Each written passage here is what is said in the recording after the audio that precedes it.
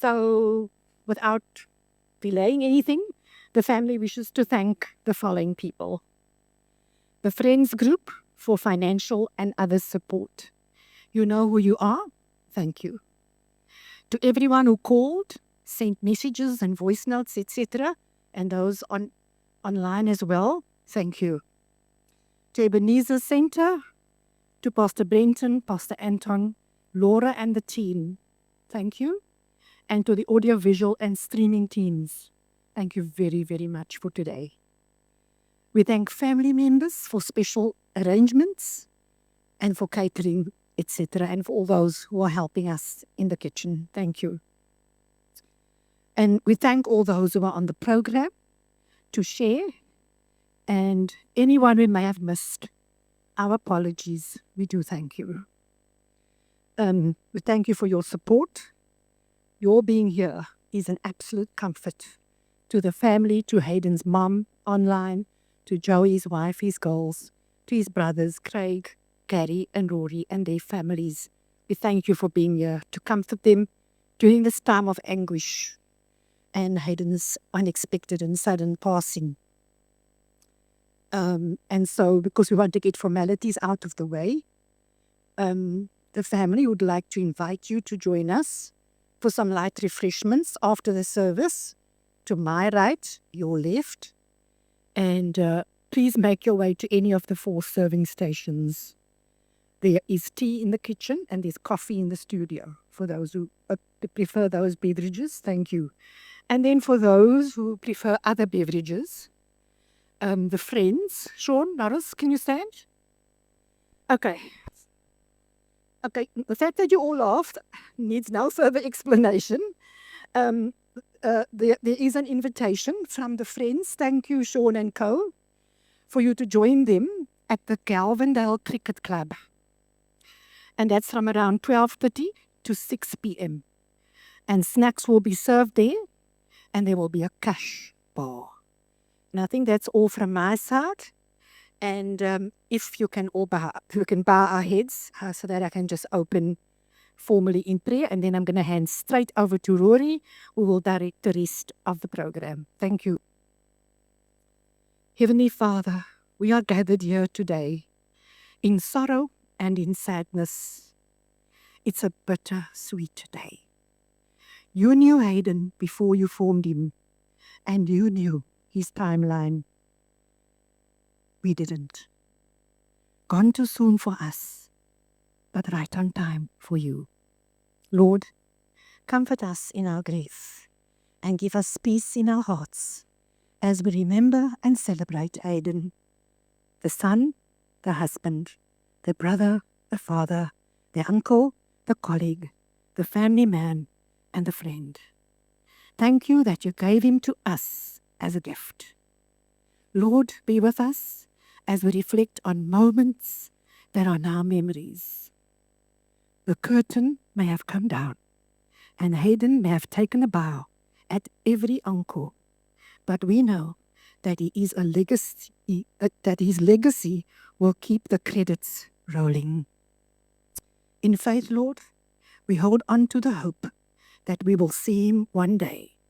Bless this day with the kiss of your approval, and bless us as we reflect on his life. In Jesus' name, amen. Thank you.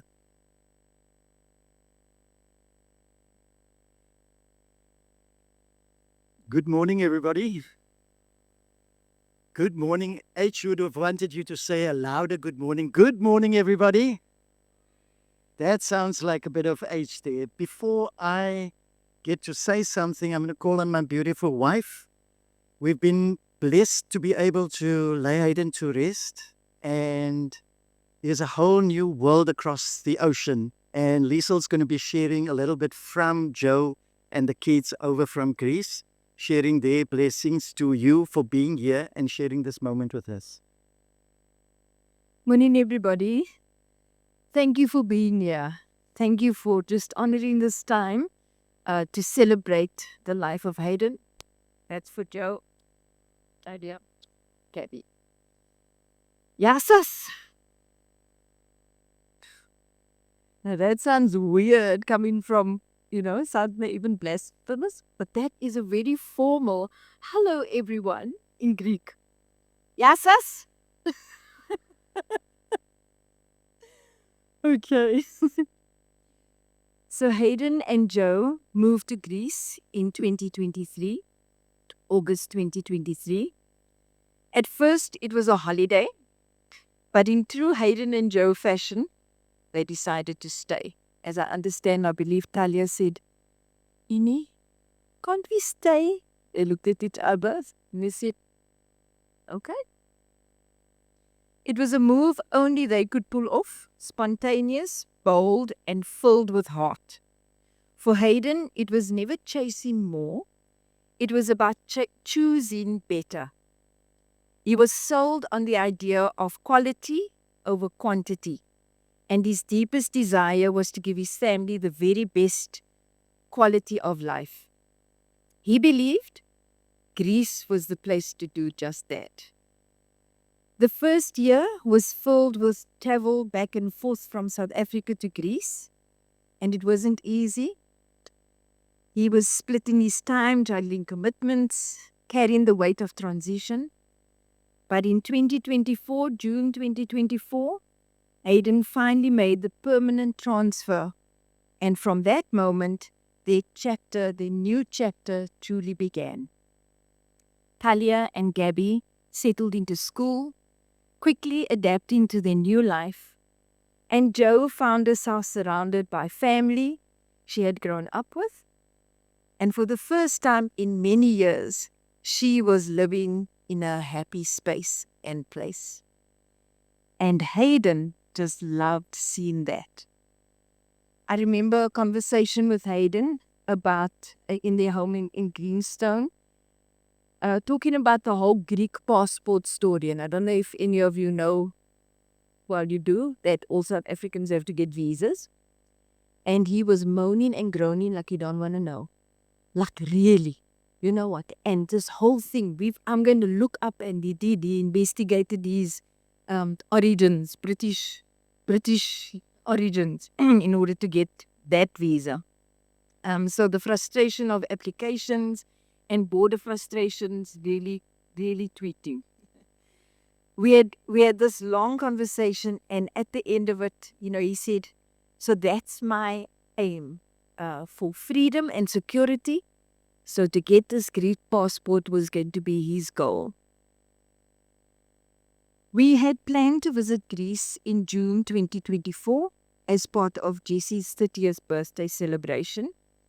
It didn't work out, and Uncle Ray, you got there. The trip we have just taken to Greece was never the way we ever imagined it, not even planned or expected. But it brought a perspective which we will hold in our hearts forever.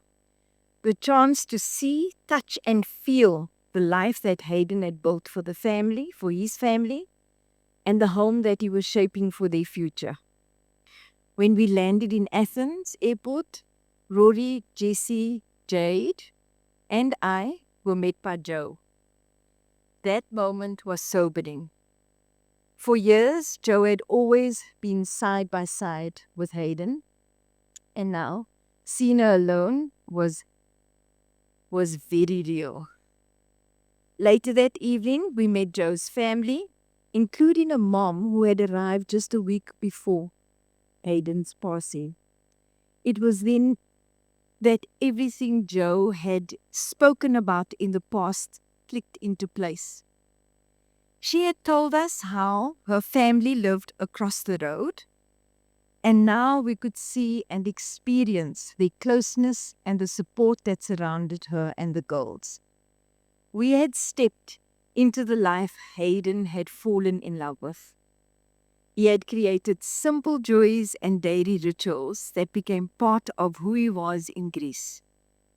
Every evening, he would walk around the corner to a little mini market and came home with Lucozade and a packet of tomato ruffles. Jessie finished the other packet. It's very nice. We wish we could have brought one more, but this was his favorite. tomato ruffles. His favorite Greek snack. He loved them so much that we would have them for breakfast. And what seemed like a small detail for Haydn, this was home. This was the markers for home and contentment. He also discovered a favorite sanctuary, the Experience Park at Hellenicon Project, just 5 minutes drive from their home, and he was there almost daily. The cafe became his workplace and workspace, so familiar that eventually the barista stopped charging him for his coffee. We had an opportunity to go and see it and look it up. It's the future of that past in Eniki of Greece and Athens. That was Haydn through, and I just want to say something else, and I keep this as a little joke, but we passed the sales office, and they're building these apartments, and I just said to Joe, you may be surprised. You may just be surprised one day, that there's not a space in place out for you in that experience park and the beautiful place that's been created. So Haydn was just about making his mark, right? Their home in Greece was no different to the home in South Africa. The door was always open. People came and went freely. And as in every Townsend home, weekends meant one thing, a braai. In Greece, this tradition carried on across the road. At the home, he jokingly called it the big, fat Greek family residence. There, Vula and Michael and their children, Antonio and Christina, together with Mariana, Tina and Mary, joined by Vlas and Mitzi, shared food, conversation, music and dancing with Haydn and Joe's family. Together they created their own little community. Haydn's last year was a living testament to who he was at his very core. He shared freely, gave generously, and created a space where everyone felt welcomed and seen. He had the gift of bringing energy into every gathering, laughter to every conversation, and love to every relationship. Haydn left Arsley. She matched him perfectly in so many ways. And so we honor you for looking after Haydn and the girls for as long as he was with us. Thank you. And so we want to, just everyone, I want to say, just let's honor that spirit of Haydn in carrying forward, giving forward, giving generously of your time, of your resources, in any way that feels good for you to do that. And just to end, everything about today is very intentional. I asked, it was just a question, anything, Joe, that you can tell me? And she said, you know what? His favorite color was pink. And be like, okay, did you ever see Haydn wear pink? So I've got my husband, where are you? Donned out in a, I said, okay, you're wearing that shirt, which has got a touch of pink. And I brought a bit of grease into the space, and you'll see the other touches throughout today's celebration. And we really want to say, let this be a celebration of who Haydn was. Full of life, full of joy, full of love. Thank you.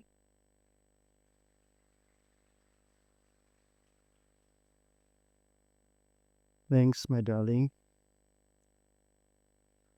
Do you know what Liesel shared there? I was thinking, what impact has Haydn made on us? And I know of somebody, a good friend of mine, that also passed a very young age. He was 33. Many of you might know him, but he actually changed the world after his death. And I think Haydn, although he is exceptionally young, he is our little younger brother. I believe the impact that is made in each of our lives will only be our loss if we don't share it forward with people. If we don't take that, if Haydn was generous, go out and be generous. Look, I'm not saying go and be another Haydn, like my 33-year-old friend, who many of you would know died on the cross for us. He used to say, go and live the life he lived. But in this case, just take a lesson from Haydn. If he's helped you in any way, take that lesson and share it forward with someone else. I think that's how you could honor him in a great way. Well, I'm going to have to do so many things because he's touched my life in so many ways. I'm going to just go through a little of Haydn's very early life. I'm not sure if many of you know this. And one of the reasons why I've got it in a presentation is because kind of Haydn would have done that, kind of pitch an idea to clients, etc. So I'll just put that up there for now. So I don't know if you know how Haydn got his name. Nadia, my cousin, Shanaz's sister, they were driving. My mother was pregnant with Haydn, but she didn't know whether it was a boy or a girl. They were driving through Kensington with Auntie Tisha, my mother's sister. And Nadia recalls as she was a young girl, when my mother rode through Kensington through Byron Street. I don't know if any of you know Byron Street. And she said, Tisha, if this is a boy, I'm going to either call him Byron or Haydn. Shoo. I know I got nothing against the Byrons, but H has just made that impact there. And it's very significant because when I round off at the end of the time we have together, I'll show you what his name, Haydn, really means. And it's very powerful in that aspect.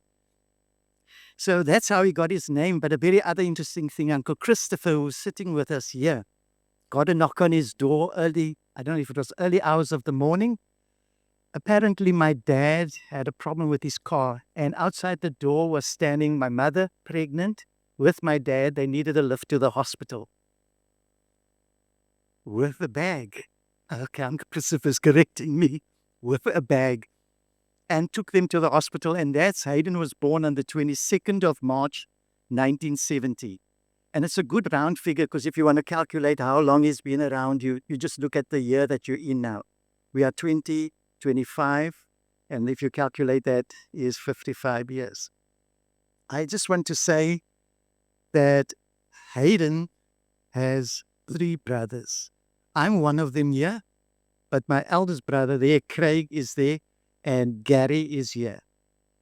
The thing about the brothers, don't you think so, is that we're all kind of 4 years separated from each other. And then what happened after Uncle Christopher took my mother to the hospital? This is what happened. Isn't he cute? He was a large lammertjie that came along, and the distance between Haydn and myself was like 7-8 years. And that's why often I'm going to be speaking. There are going to be a group of people that are going to be speaking and sharing with you because we were that much older, and they shared very much of his youthful years growing up with him. And those insights will share a lot of things from the heart with him. But this is what a family looked like. Those were the 3 big boys, and Haydn was this little youngster. But I was the closest to him, but we loved him like a little, I don't use the word naughty because I never saw him as naughty, honestly.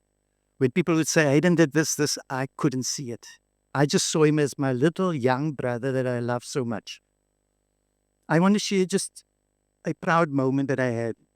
And then we'll go back to his 12-year-old life and hand over to his friends group to share a bit further, and his cousin Shanaz, which is so close to him. It was a privilege to have Craig as part of the coaching panel for the EP men's hockey team. I was the captain, and my little baby brother Haydn was doing his debut in Kimberley hockey. It was an extremely proud moment for me. I remember that time. But maybe before I get to that, let me just show you some of it instantly. When I was up at varsity, I left in 1980, so he was 10 years old when I left to study. Okay, so I handed him over to all his friends to look after him, basically. So Craig, Gary, we can't really take credit for the stuff he caught, and it's the friends we've got to blame. But he used to write letters to me. He used to send a note to me and say, we can't read it there totally, but he used to send things, him and his buddies and so forth. And he used to say, Rory, it's written there, Rory, why can't you walk in musical terms? And then his answer is, because if you don't C sharp, you'll B flat. And I'm like, boring. But that's age. But what a special year, our beloved Ryan, that is passed on also. Right at the bottom, he says, oh, and here's a circle from Ryan. And Ryan drew on the page some circles. Okay. In the letter himself, he left for the shop. He said, I'm going to the shop. And the next part was, I'm back now again. So that was H. He was keeping a close connection through all of these things here. This is the moment. And I said to Gugus now, he's in one of his photos. But this was a moment, a proud moment, playing with Haydn, came on in his debut game. And it just showed me what type of guy he is. He came on his debut game, played. Him and I passed the ball right through to the circle, beat the keeper, whacked the ball from the edge of the circle into the pole, scored a goal. We were happy for that, but afterwards I sat him down and I said, why didn't you just run the ball into the poles? It's so, if the ball had bounced differently, you'd have hit past the poles. And he reminded everybody for years later, Rory didn't get over this. I scored the goal. And I realized that's why I went to study what I went to study, which is structured. Haydn was the guy who was creative, took chances, and that's why he escalated in his career so much. He was that kind of person. And I couldn't wait for him to turn 21 to be the man that I was looking for. My little brother has become a man. And I got him at the age of 17 to be my best man at my wedding. Proud moment. He did the cheers. I'm not playing that video here because I'm going to probably cry more than I need to. But he was this little 17-year-old that I was proud to have alongside me.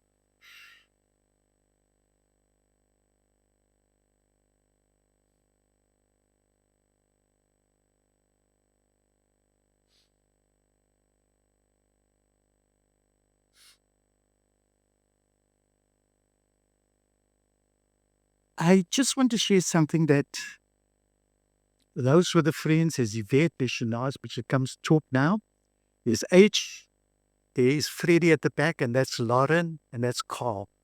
Carl might look like the little naughty one, but today he's pastor out in Utenhage. Freddie's younger brother sent me a message, and he said, Rory, I want to relate to you some stuff. And there's just one or two things I want to relate to you about what Freddie said. He said Haydn was about 9 or 10. He was much younger than Haydn. And he said, I remember that Haydn gave his life to the Lord at the age of 9. And being in your mother's house, he had to go through baptism, whether it was the pool or whether it was the bath. But he had to go, and he was baptized at that stage. And you'll realize those who know him, you'll always get to a deep moment that he'll reflect again on what does the Bible say about it? What would Jesus say about it? That was deeply ingrained inside of him. And I'll come back to that as to what his name meant right at the end. I'm going to call up Shanaz, if Shanaz doesn't mind coming up. And Shanaz was his favorite cousin. I can say that confidently. They grew up together. I've got tons of photos when they came up to Cape Town. Shanaz and Haydn were together. And Shanaz, as a cousin, shares a special place in his heart.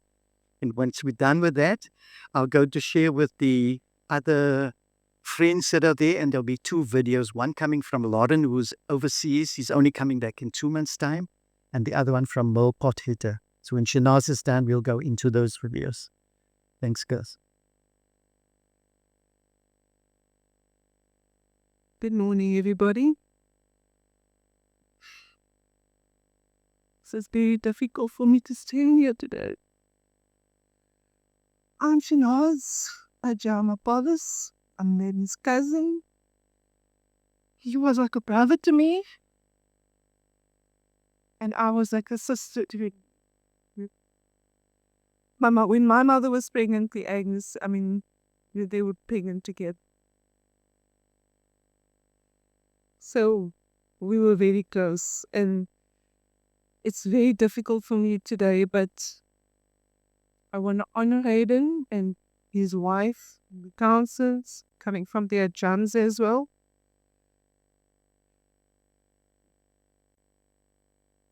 My mother was Tisha Jam, and Haydn's mom was Ebenezer Townsend. There were two sisters, very strong, vibrant, beautiful, powerful, and mostly godly women. When they stepped into a room, the atmosphere changed, and there was a difference.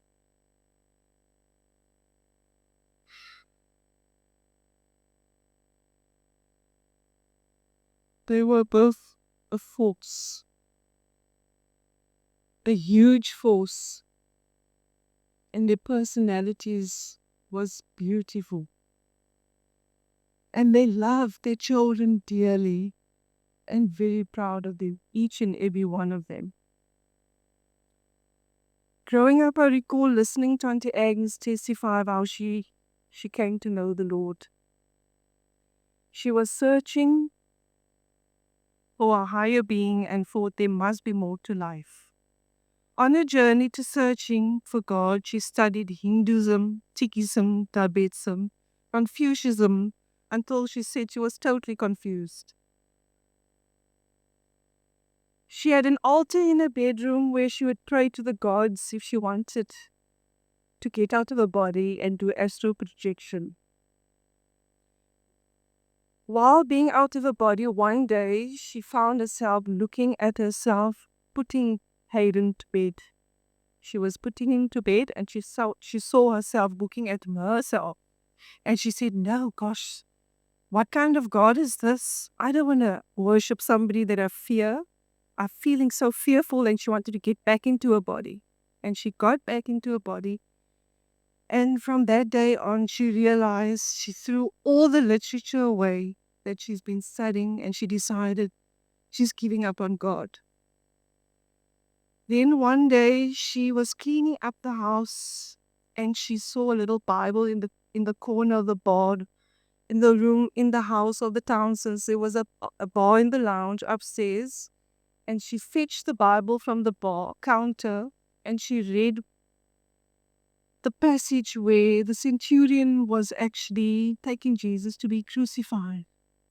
And she said, why are they doing this to this man? He's innocent.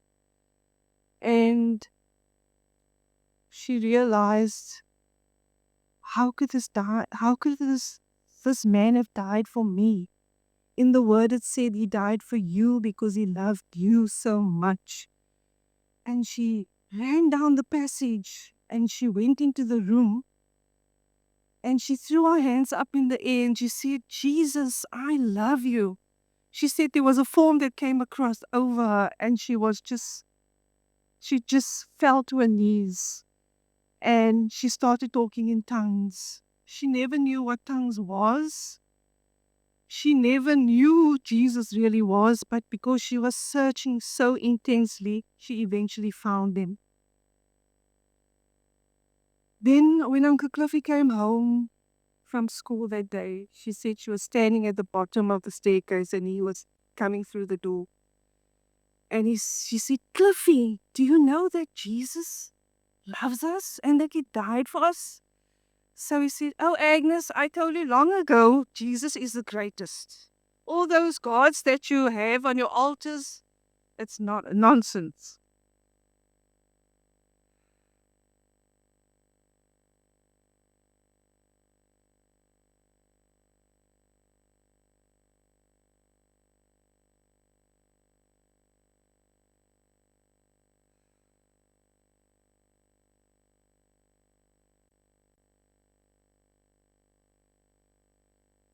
Haydn and I went to church together.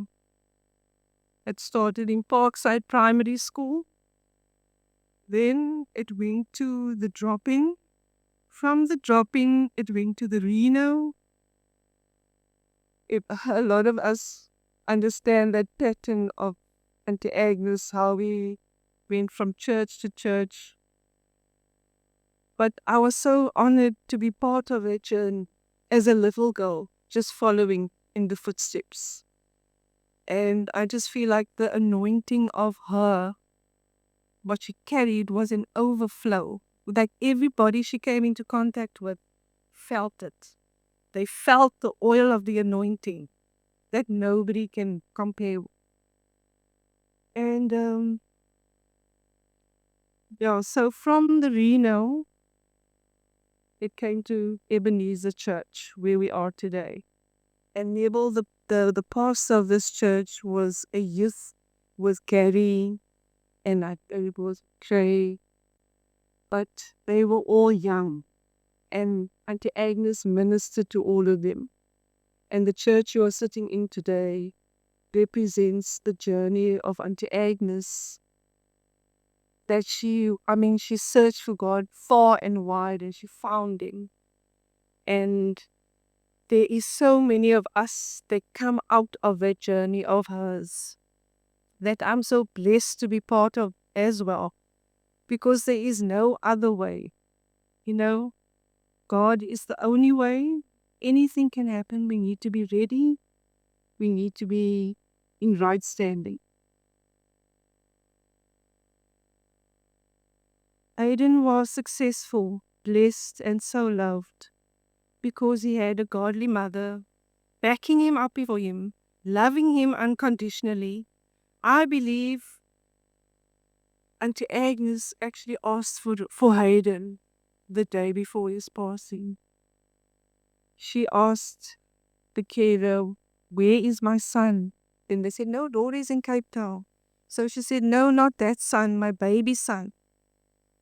So the carer said, "No, he was overseas," not knowing that he would be gone the following morning. So connected she was with him in the spirit. Today I celebrate your life, Haydn, because you were so full of it. 1 Simon Street, Parkside, was the Townsend's home. My room was just outside Auntie Agnes's room, and Haydn's room was next to my room. Friday nights was youth night. We used to go to youth every Friday night. Then came the times where we used to go to youth, jump out of Haydn's window, go to the house scenes, go the times of Michael Jackson and of Wham. I don't know if you know Wham. He was very fond of the band Wham. And then we used to go to youth, go to the house scenes, walk up and down Parkside Road, and just had lots of fun with Haydn. It was never a dull moment. We were always laughing and joking and always irritating me and trying to pull my soul out of me.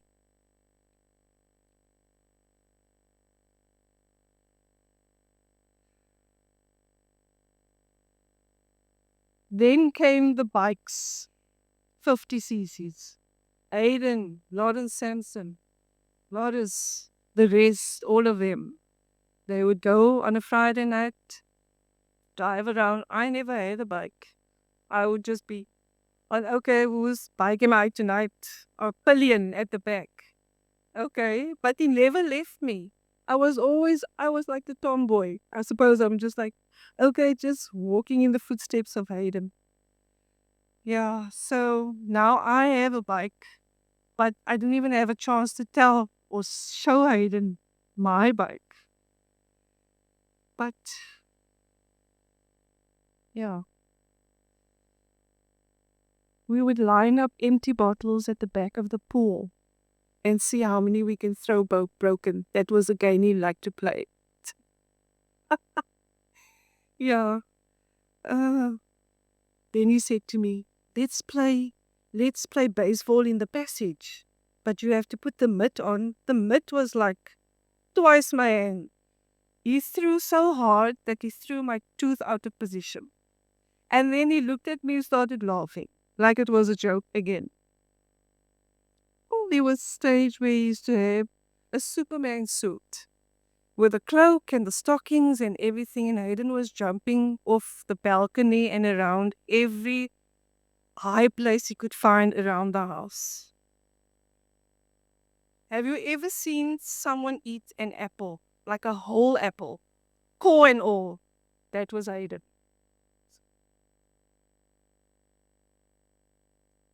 His first pair of Ray-Bans he bought at the drop-in when it came out. I don't know, it was probably like 100 rand or something like that. Was very chuffed with himself. The cool guy. Okay.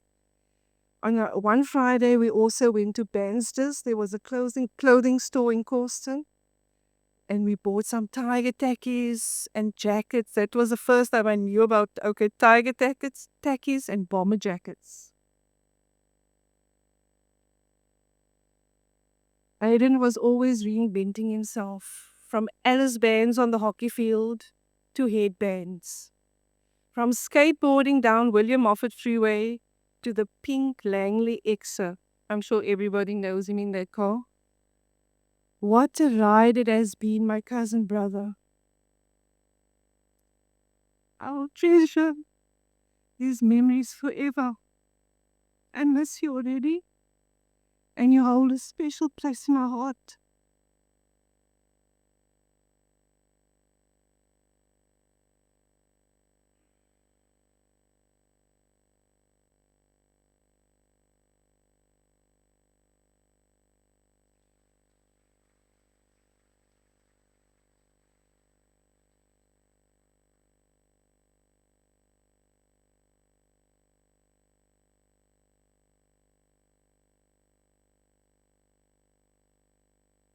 We are going to go with the Friends group, and there are going to be 2 videos that we're playing. As I said, Lauren has sent a video all the way from South America. He's only getting back to South Africa in 2 months' time. And we'll play through that one and one from Mull. And after that, we'll get the Friends group to come in person, share with their memories of Haydn. Hey everyone. Yeah, it's really strange doing a tribute to Haydn. It's even more strange doing it from so far away. In the middle of all the sadness that I feel, there's like a huge sense of disbelief. I really can't believe that Haydn is not with us anymore. I think if I had a long list of people, he'd have been right at the bottom. You know, just his joy for life. It just doesn't seem real, eh? But amidst all the thoughts and the sadness, I've also just been laughing so much when I think about all the things we did. So yeah, when Ed and I first met, it was really like I found my other half. We just wanted to be together, like every moment of the day. I think without a doubt he was my first best friend. An instant bond, and you know, it just happened. And I think I slept at his house, so I know I slept at his house on the very first day that we met. I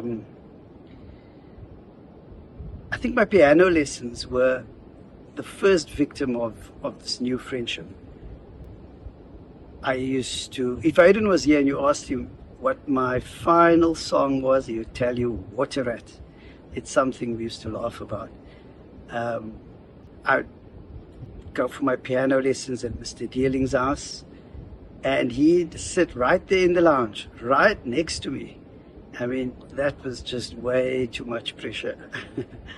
And I mean, how was I going to practice, you know, my piano pieces the rest of the week?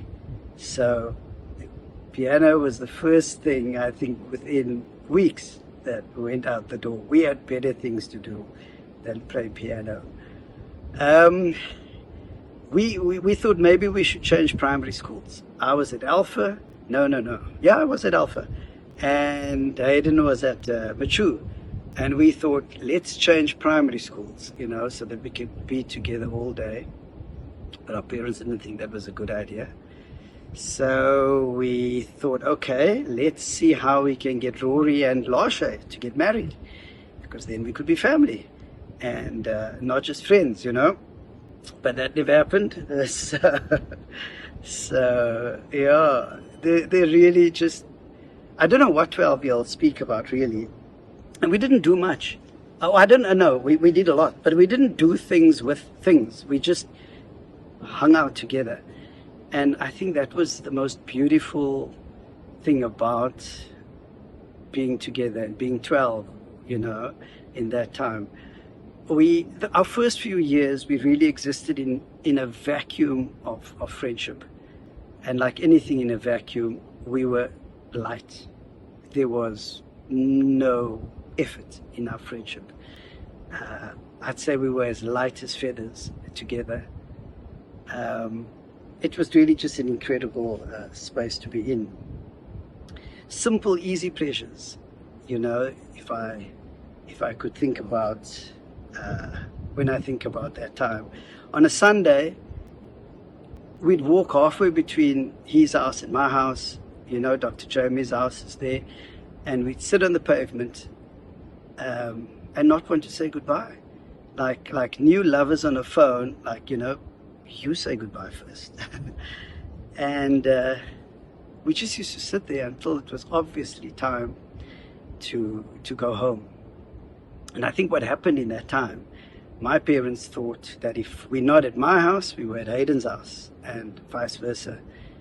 And in that understanding lay the roots of our first freedoms, because I think that's the big thing.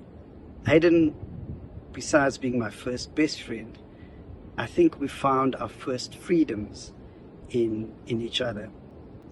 It was just incredible to be out at night. So we're 12, 13, 12. And we just used to walk around Parkside. It was just, the air was fresher. The stars were brighter.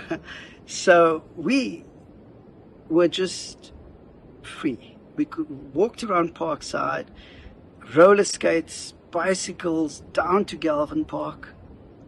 I remember one night we walked on people's boundary walls. We decided, okay, let's see. So if you had a vibratecrete wall, you were safe. But if you had a brick boundary wall, so we started walking around them and just looking into backyards and stuff like that.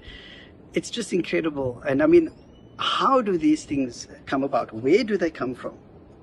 I've no idea, but that's just, I think, how we fed off each other in these first freedoms. So I remember going to Kurt and Clayton's house and knocked on the door, and his mom said they were grounded. And we were like, whoa, okay, there's something we never heard of before. They were grounded.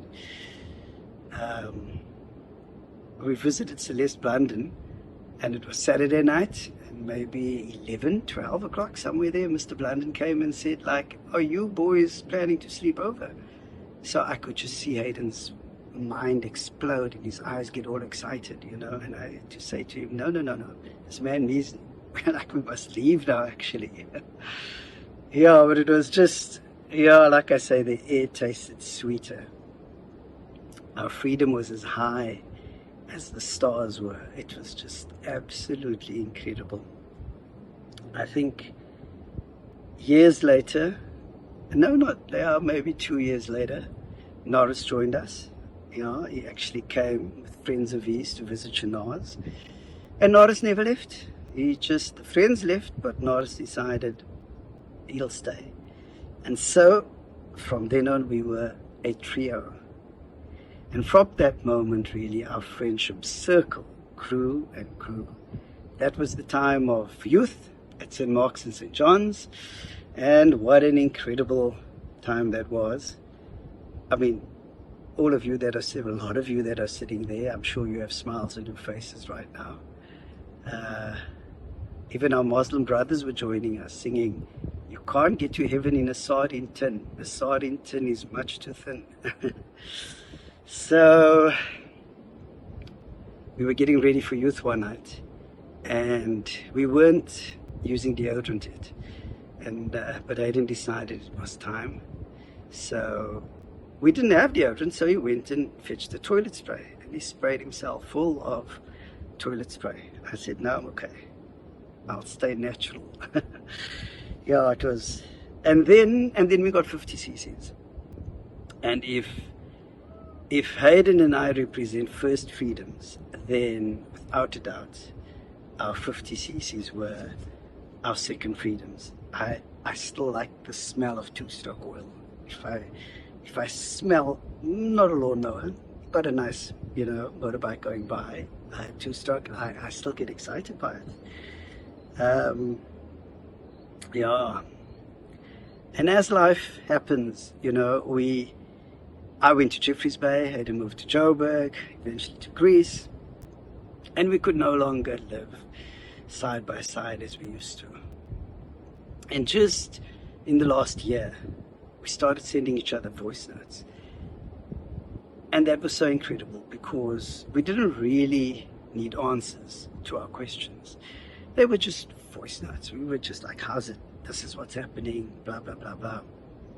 I still actually haven't listened to those voice notes again because I think like a present wrapped, I'm saving them. And when the time is right, I'm going to listen to them one by one again. But in these voice notes, like one of them, I said, like, Haydn, how are you like navigating these corporate corridors? Because I know you, you're Haydn Townsend from 1 Simon Street, Parkside. You took 10 years to finish a 3-year BA degree, 10 years, 2 universities later. And now you operating on a global platform. And we said one day soon, when this whole rat race is over, we're going to sit down and we're going to exchange notes. And we've got so much to catch up on. So I think I value those voice notes so much now. It's a real gift.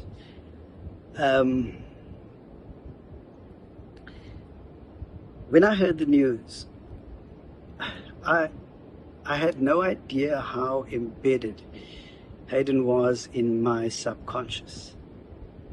How we had weaved each other into our beings. When I heard the news of Haydn's passing, something in my future shifted. There was a sense of like, what's the point? Because I think at the end, there was always this expectation that at the end of this journey, we would sit down, catch up, and share. That's why I'm so glad we had those voice notes. We have those voice notes. So, yeah, I find it, I could speak forever about Haydn and the Townsend household, because there's a lot of stories, good things to be told about that. Yeah, it's then ethnicity. Because I was thinking about Haydn, and I was like, I was trying to come up with a word. And the thing that I think describes Haydn best is authentic. He was authentically Haydn. And I think that was his secret. I think that was his thing. That's what made you trust him. That's what made him good, because he was authentic. And authentic led me to authenticity. And then we have ethnicity. If you haven't watched the video of Haydn and Talia, you absolutely have to watch that video. Ethnicity. So, how do we say goodbye to Haydn? You exist.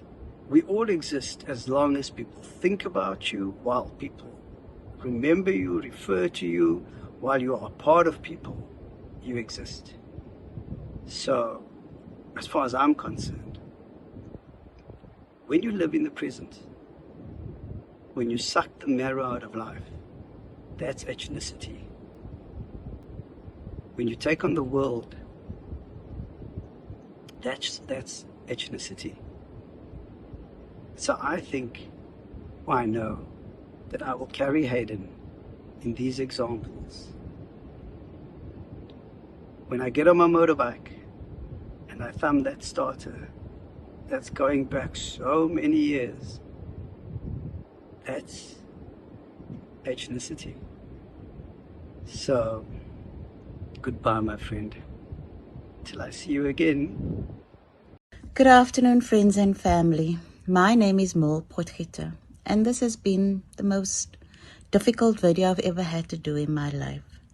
I met Haydn in what was then called Standard 8 at Bethelsdorp High School, and he came like a lightning bolt into my life.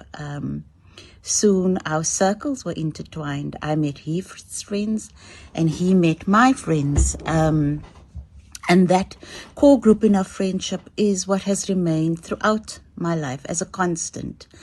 And it started way back when. Haydn and I both went to UWC in 1988, and Haydn studied dentistry. But it was clear after 6 months that dentistry was not his passion. And he left to pursue his passion, and wow, did he hit the circuit. He was who he was meant to be, large and in charge. And that's how I will remember my friend Haydn. He was always willing to go the extra mile, always willing to be big at what he was meant to do, always leaving his stamp behind. You always knew that was Haydn. In 2018, I suffered a major health setback, and Haydn was pivotal with my grouping of friends to financially contribute to ensure that for 6 weeks while I was recuperating, my family and I did not have to stress about a meal. They provided meals for 6 weeks.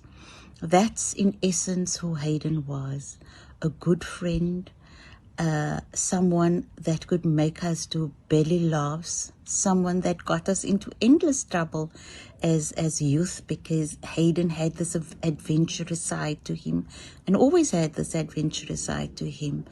And to everybody here today, Haydn would want this to be a joyous celebration of his life. That's who he was. He was effervescent, and let's remember him in that way, the joyous, happy-go-lucky person that he was. Rest well, my friend. Fly high. Fly very, very, very high. You are loved and you will be missed, but you will always be remembered. Thank you.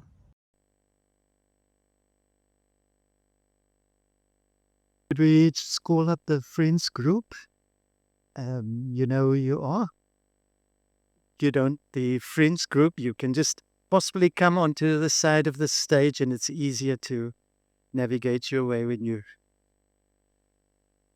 Here's Norris, the third of the trio that's heading the move. Mr. Rockman.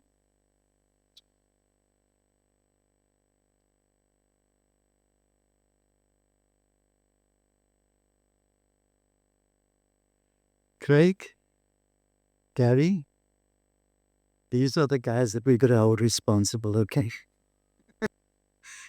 Norris, it's for you.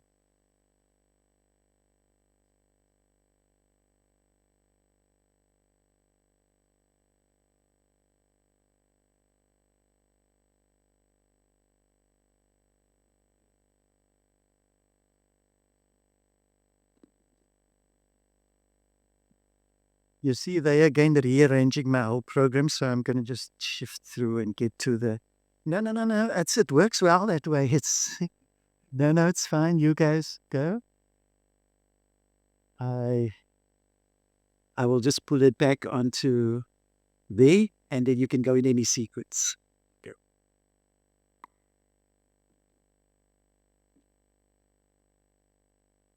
Wow. Good morning, everybody. I just want to greet you all in the wonderful name of Jesus Christ. I just want to convey my condolences to the Townsend family and also Haydn's wife and kids in Greece. You know, today I stand here with a heavy heart just to celebrate the life of Haydn Godfrey Townsend.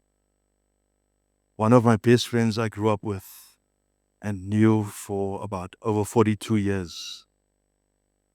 You know, our friendship started at the age of 13 years old when I met Haydn in a place in Parkside called the Bergie. I don't know how many of you are familiar with the Bergie, but to simplify that, for those, it's literally the bush next to the Townsend and Fisher home. As kids, you know, I rode my bike, doing scrambling and things like that, and that's when I stumbled on Haydn, you know, and he stopped me.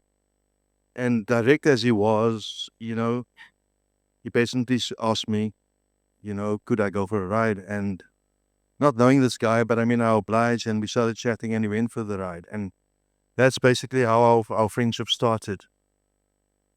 You know,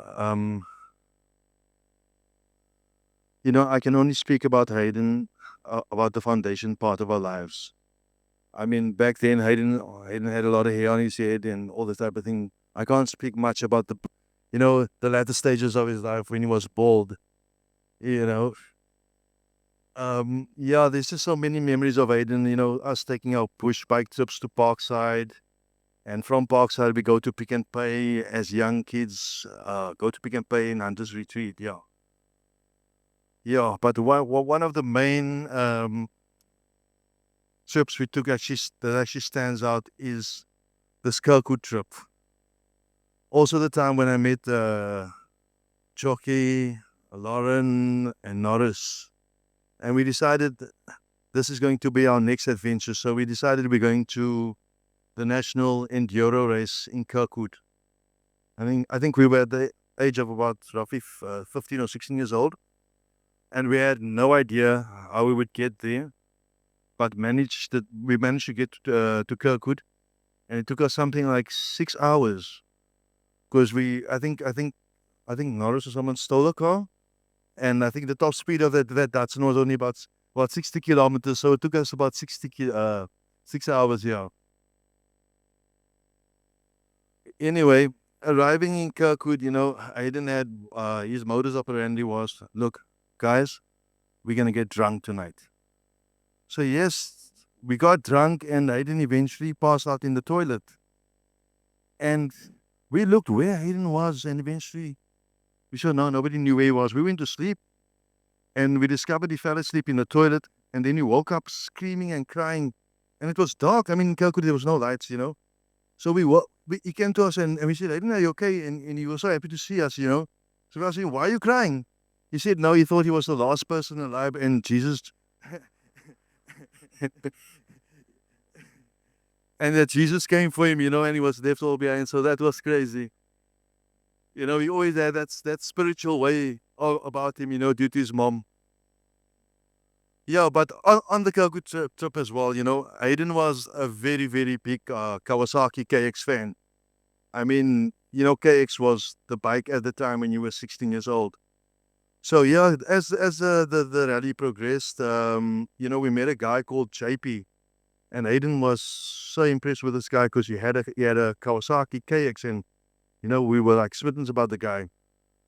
Eventually, Hayden asked the guy if he could fix his bike. I mean, because the bike Hayden had wasn't a bike, it was like a half a bike. But anyway, he asked JP to fix the bike, and JP told him, look, to fix your bike, I'll have to take it to PE. And lo and behold, I mean, that was the last time Hayden saw JP or his bike. I mean, him being an older guy, he scammed Hayden out of a bike, you know, which basically moves us just to, you know, most of our youth was about, you know, being in the bush, motocross riding, and bikes was our life, you know, before the 50cc era. So the next, well, okay, let me put it this way. Being 15 or 16 years old, there was a bike club called Knights, you know, that was like for the Chapman boys and that type of thing.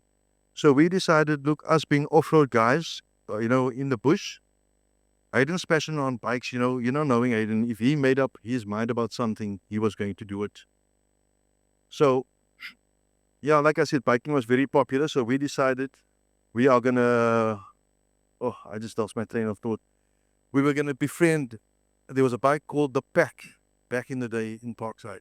So we decided at the time, look, there were older guys in Parkside, and we decided, look, the only way to get in there is, we befriend them, and then we ended up stealing their badge and the emblem. And I mean, we changed the name from the pack basically to wolves. So I mean, it was Haydn that, look, pack of wolves. So change it from the pack, we'll be Wolves Motocross Club. And we did it, and we had our jackets and our full colors, these 16-year-old boys in the bush. And everything was cool until the chairman of the pack noticed us. I mean, I don't know if you guys know Johnny Harris, but he confronted us and threatened us all. And he said, you guys, I'm going to have you arrested for the changing of the badge and stealing it. And that is when I said to Haydn, I think it's time to end this bike club nonsense. There's one more memory that I only found out like years ago. Haydn one day, and Lauren as well, even Norris, they invited me for a braai. And I said, yeah, no, cool. A braai will be lekker. He said, Collie, you just bring all the top and boa, I said, no, guys, no problem. I'll sort that out. And, my dad worked in the butchery, and he used to do a lot of deliveries. He had a van, and back in Parkside, there was no, we trusted people, so we would park his deliveries in the van and things like that. So, yeah, I get invited for a lekker braai. There's like horses, chops, alles. It's a lekker. And yeah, get up to Haydn's house. Hey, we're braaiing it the whole weekend. And about a year later, the guys revealed to me, Colin, remember that lekker braai that we had? I said, yeah. They said, no, that's actually your own meat. So they scammed me. They stole my father's meat, and they asked me to bring the dog. But yeah, that was Haydn Townsend. That was Haydn Townsend, So yeah, there's just so many memories, I could go on forever, but I'm going to end it here. I just want to end up by saying, Haydn, thank you for being my confidant. I will always carry our friendship in my heart forever. Thanks for all the memories, Haydn.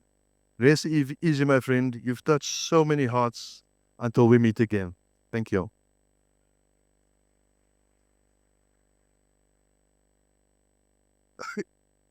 I didn't want to do this today because it's very close to home for me, losing a brother, and especially being an older brother. To lose your younger brother is very hard. I know what that's like, and I truly understand what Craig, Gary, and Rory are going through today. But I decided at the last minute I needed to honor my friend. And Lauren and Haydn was the core of our friendship.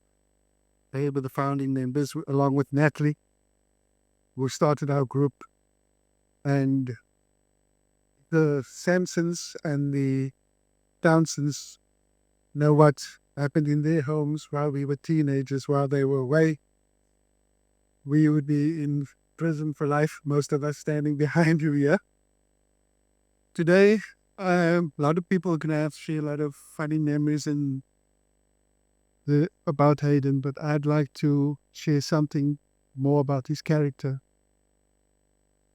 Haydn Townsend was unique to my family because he shared a relationship with three brothers. My late brother Robin was very close to Haydn. They were, at one point in Haydn's life and Robin's life, inseparable. And my brother Stuart as well shared a relationship with Haydn as well. And I've been sitting the past 2 weeks and thinking about what I'm going to say about my friend. And the only thing I could think of was that I like to honor his character. Because if you think about it, for a man to have the emotional, intellectual, and spiritual capacity to have a relationship with three brothers, and each relationship was strong, each relationship was different, and for him to be able to do that says so much about the type of man he was. He has separate memories with each one of my brothers and I, and he has joint memories with all three of us. And I would like to thank Auntie Aggie and the Townsend family, Uncle Elroy and Auntie Sandy from the Sampson family, who planted the seed of this group of friends behind you, and the people that starts on the stage, Sonny, Wayne, just for Carl, was like a brother to us as well, part of that group. You allowed Haydn into our lives. You allowed this friendship to grow. And 40 years down the line, these people behind you are people that are sitting here in this audience today who are not on the stage, are proud to say that we, because of God's will and Samson and the Townsend family, you allowed this friendship to blossom from a seed. And today it's an oak tree with many branches of people, not just in Port Elizabeth, but across the world, in different parts, countries, who have shared the impact of Haydn Townsend's life on us. Thank you very much. And thank you, Lord, for giving our friend to us. Thank you very much.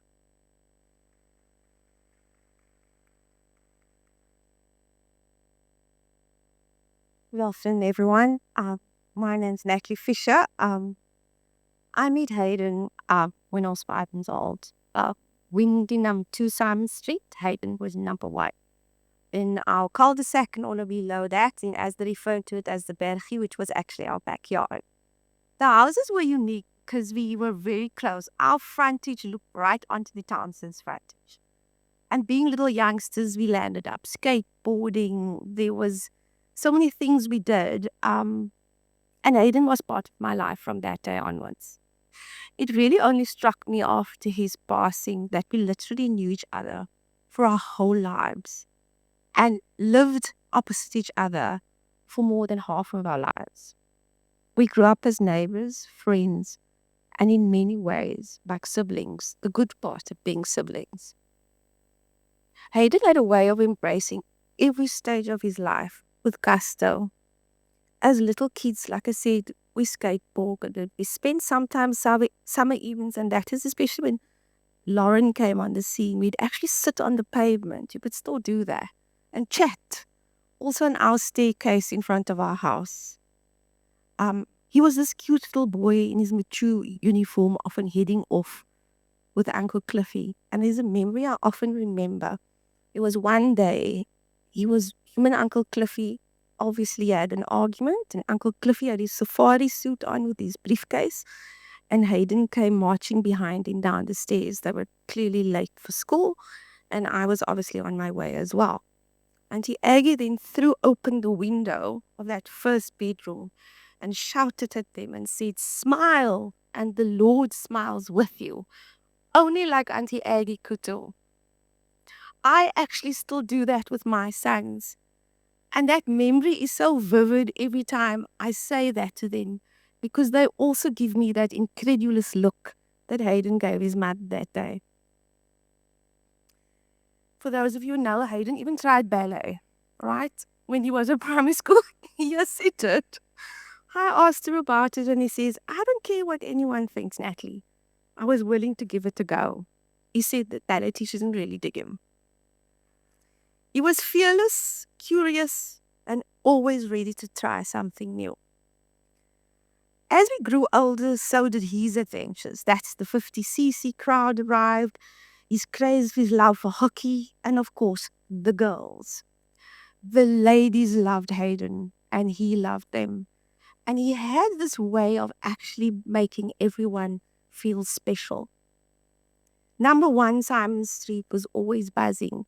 I literally watched Haydn's life unfold before my eyes, and it became really apparent after his death. It's like all of a sudden you have this double take. Every window of our household looked onto Townsend's house. I remember he was very, very sad when Dinah, his domestic, died. The famous Ralph, the boxer, was always thrown out of the house because of these digestive issues. There was the short-lived crazy Dalmatian. And then, as Shania says, the neighborhood scenes, the walking around, there was the youth. We'd go down to youth, and it was great, those freedoms Lauren spoke about, because they'd have to walk me halfway, because obviously I had to come home, and they would be trawling the streets of Parkside after that. In high school and beyond, Haydn's sense of fun only grew. I remember after his short-lived dentistry attempt, he returned home and I used to come home for holidays. And I arrived to the infamous game center. This was the era of Haydn with the long curly hair, an Alice band, 2 gold earrings, a tan body, and a sarong, which he called a something went wrong. I remember saying this was also the Robbie era, right? Sunny. There was a whole lot of people that used to visit this game center. I never used to get my sleep because it used to pump there all the time. I still told him, Hayden, you look like Sinbad. And Hayden had this giggle. It was an unforgettable giggle. That game center was black and red walls. It was a hive of activity. And he even had Auntie Aggie's gold 4-poster bed as his bedroom with bridal lace. It really didn't even match. And for those of you who know, Haydn actually resided in every single room of that house. Every time I'd go, there'd be a different room. Like, where are you sleeping now? I wasn't always part of that mischief with a cutter cord, but I was always around. I remember I would scale my balcony outside and jump into my room to come and visit. And he even had nerve one day while he was lying on my bed to ask my mother for coffee with 2 sugars. But he had a way, and I was just carried on with my business. He had a way of making sure that he was like family. And his philosophy was, if you're friends with a mother, you're in with a daughter. And many moms fell for that. For me, his legacy is clear. Haydn constantly reinvented himself. Somebody mentioned it. And he lived each stage of his life to the fullest.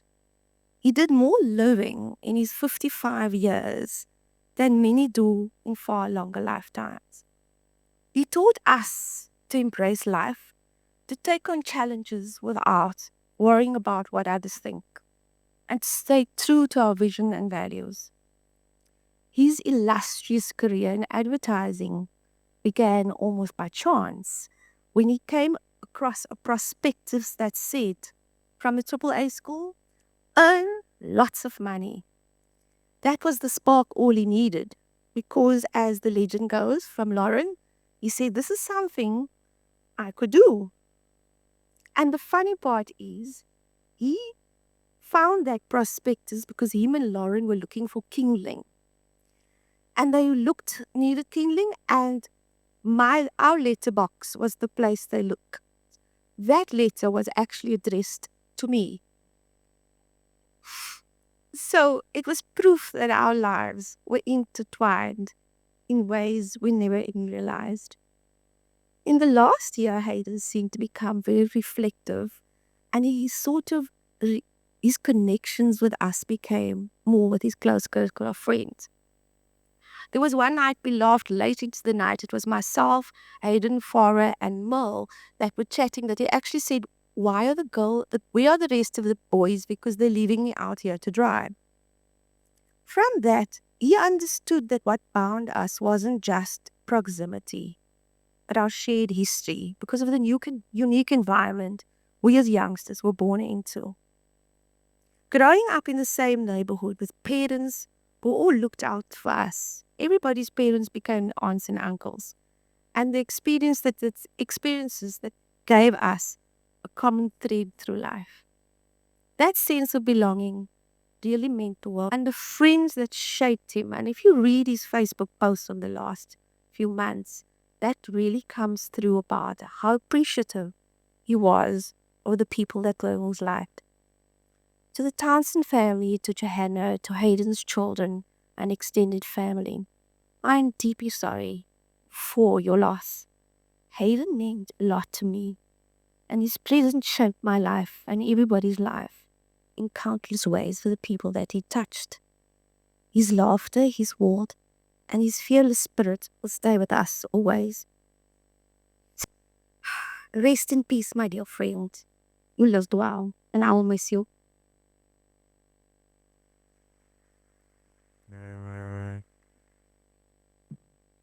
So I suppose there's going to be a lot of repetition, but it's because we were such a tight group and we've known each other for like 42 years. The 1st of September at 13:30 will never be the same again. Everybody loves the first day of spring, but this year it was laced with tragedy and heavy emotions when we got the news of Hayden's passing. I was driving when I saw the group call from Mo, and I answered immediately thinking it must be big news. What a shock it was to hear that Hayden had just succumbed to a heart attack. We are only 55, and he was at the peak of his life. My sister had just called him a week before, and she had arranged a meeting in Greece. But that was obviously not going to happen. I'm just grateful that it was quick and that he didn't have to suffer. When I was 13, my best friend since birth, Mo Pachita, introduced me to her new best friend, Haydn.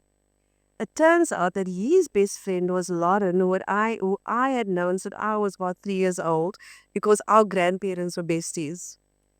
My sister reminded me about something the other day. We were chatting about our names and who we were named after. And Haydn was explaining that he doesn't have an E or an A because he was named after a famous composer. After giving us such an interesting speech, he says, and if I was a girl, my name would have been Mitzi. Well, let me tell you, Mitzi could cry in her heartbeats. He was a real softie. Haydn loved to talk. I can't remember him keeping quiet unless he had a helmet on.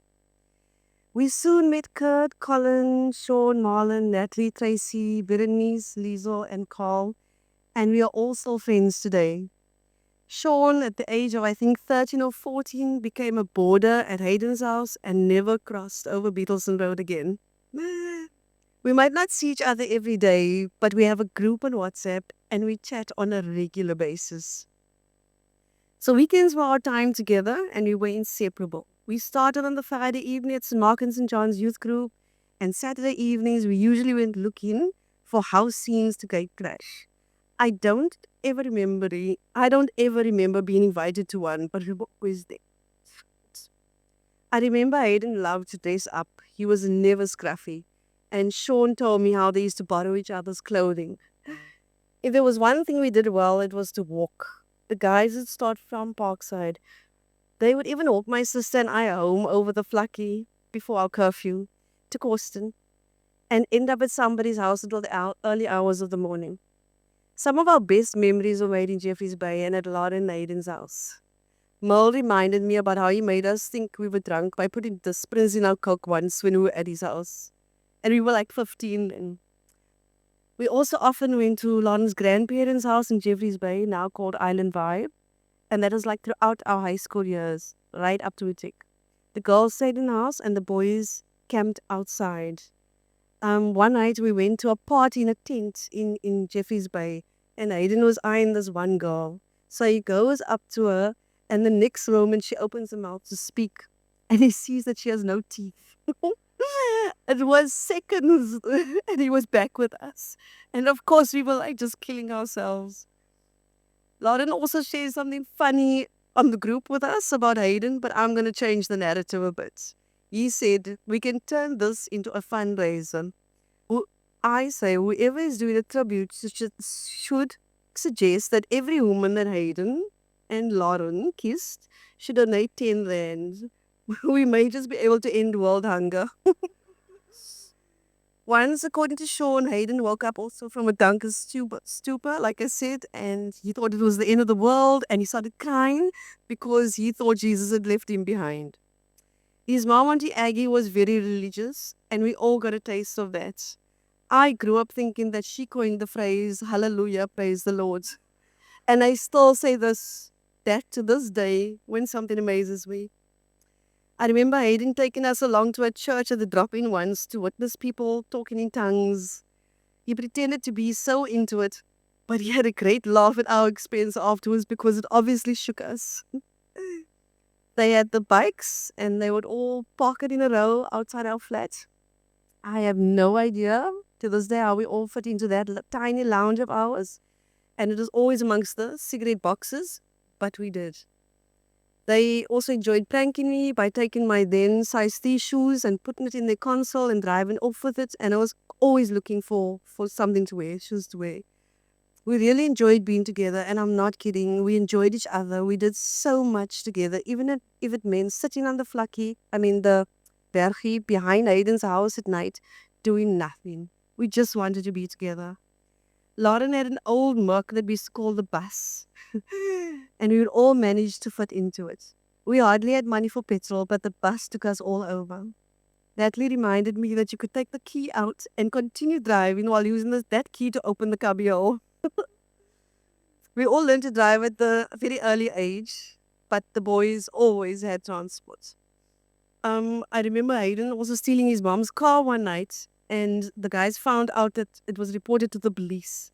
And the next minute, they took the car to the park and started stripping it as if it was stolen.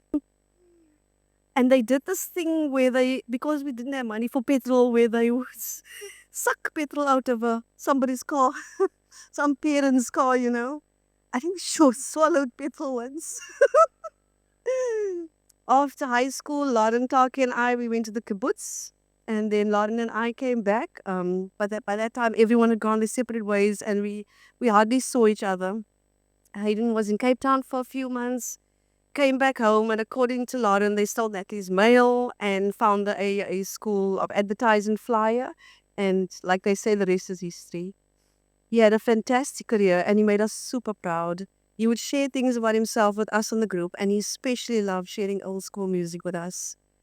Even though we hardly saw him, he would make an effort, maybe twice a year, to connect with us when he was home.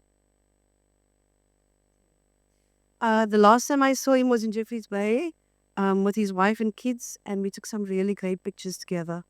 He has such a beautiful family, and I'm glad we got to meet them. About a year ago, he started engaging a lot more with the group. He started sending us videos of where he was, pictures of his new home in Greece, and videos that he made with his daughter. He traveled a lot and was in Saudi in February when I was there, and he called to say that we should meet. But sadly, that didn't happen. I will forever remember him as one of my oldest friends. It's 42 years now that we all know each other. To his wife, his kids, his mother, brothers, I wish to extend my deepest sympathies. To the rest of us, may we always remember our dear friend Hayden, who will be sadly missed. He might not be here, but he will forever hold a place in our hearts. Thank you.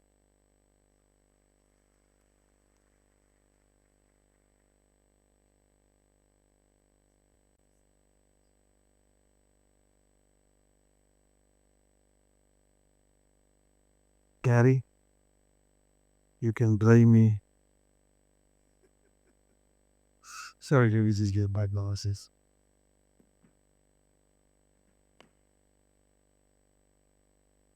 Funny story about that is we forgot about it. We stole petrol out of Brent Harker's taxi. And Brent Harker's father came over to Lauren's father. Lauren's father said, well, you know, they don't have money. They should be stealing petrol at this age. Okay. Firstly, I would like to extend my condolences to Hayden, Joe, the girls, who was everything to Hayden and we lived for. To his mother, his brothers, his cousins, family, friends here today, and those watching online. Hi, buddy. They said it best at your funeral. Your wings were ready for flight, but our hearts were not. I thought we were going to grow old together, sharing how you made it, starting a game center in Simon Street to the CEO of a world-famous advertising agency. I guess we're not in control, and I always thought that we were going to be around for a long time, but that was just not in God's plan. And your best friend, Lauren, it was like yesterday, like Shana's pointed out. A friend of mine, Donovan, wanted to visit Shana's, and so the two of us went there and to visit them. And then, of course, Hayden Lauren walked in, and the conversation started, and not knowing that this acquaintance was going to change my life forever. The second time we met was at the house scene where The Galvin boys, always untidy, was throwing stone at the Parkside boys. And I had to go speak to the Galvin boys and tell them, listen, this is not good behavior. And then I walked rather than they didn't know. They didn't know that those are actually my friends. Now, in the beginning, when only yourself and Lauren had bikes, I was Hayden's main pillion. Riding from Parkside through Malabar through to the old Pick and Pay hypermarket, we used to spend days riding around on the track. There was a section in the bush where we had to cross through, and there was people living there, and every time we got to the spot, these dogs would chase us. So we first had to line ourselves up and speed through this section. Almost the dogs used to get us every time. And I remember the day we took a ride and we watched those boys riding on the track. And these boys had newer bikes. Aiden had a PUE, his mother bought a P175. But the shocks were finished on this thing. And Aiden, being the competitive person he was, he thought, listen, you can take these boys on the track, So I got up in the tree to watch the whole thing, and Aiden took on these boys, and he rode the best he could, but the shocks just gave in.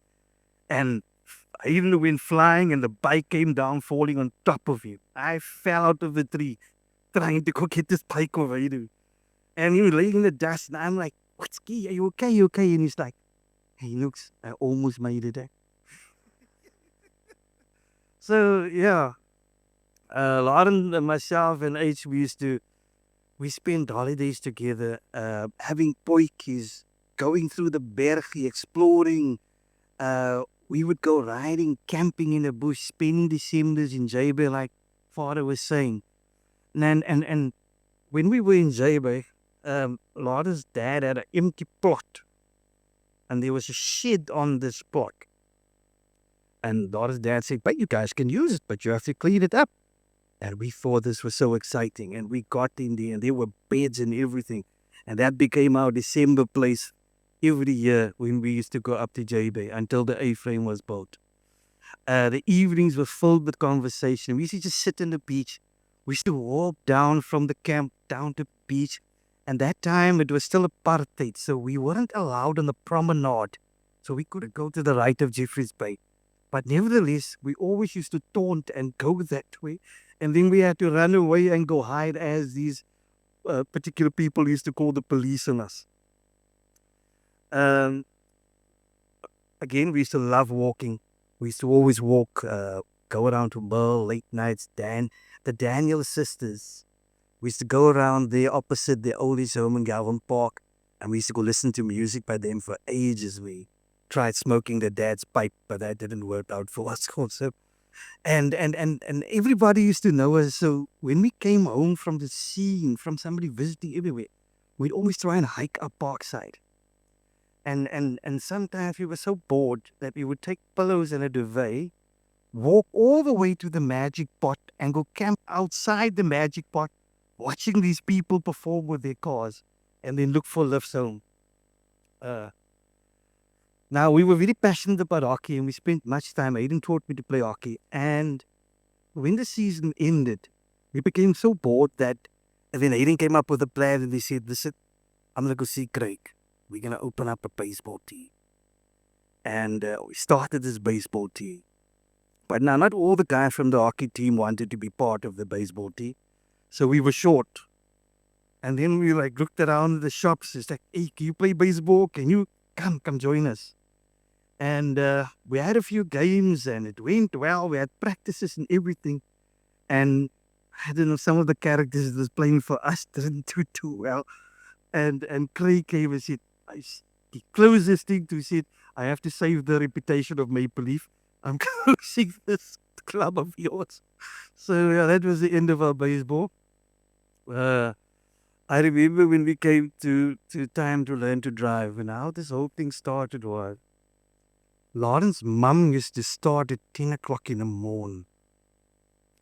So Lauren would go up and offer and say, Mum, can we pull the car out for you? And then, first the car out, and then Lauren would say, be here at 10 o'clock tomorrow morning. So we'll be there at 10 o'clock tomorrow morning, we'll pull the car out and just go down Skipper Street around the top of Parkside. And that was now That was so much fun. Our first drive in a car. We were like 15 years old, I think. And then we would go right around the block. That was people better. That not long after that, we used to time Uncle Cliffy and Auntie Agnes. When they not home, there used to be a little Datsun 120Y. Yeah, we would be in this car all over. But this one occasion, Gary would remember this. Hayden had to impress some girl at a housey. And but the best way to impress this girl would be to rock up with a car. So we were sitting around the Townsend house, watching TV, making like we're doing nothing for the evening. And the moment Auntie Agnes shut the door and she went to sleep, we got dressed and we jumped in that little cadet. So a red cadet, we jumped in this car, pushed it out, freed it as far as the Benjamins, and then we got in. We were out for the night. Not knowing that the neighbor across the road saw this whole thing playing off. And he ran over to Gary and he went to wake Gary up and say, "Yo, your car was just stolen. 3 short guys, professionals. They just jumped in the car and you're gone with the car." And Gary jumped in his car and he drove to the Govan police station. But I think he started waking up and then he realized 3 young guys, professionals. Hayden, Shaw, and Norris. And he went back to bed. You know? Yeah. No, we and H and Lauren, we shared so many things. And when it came to Hayden, when he went to university, that I was still at school, I was a matric, and he went to study dentistry.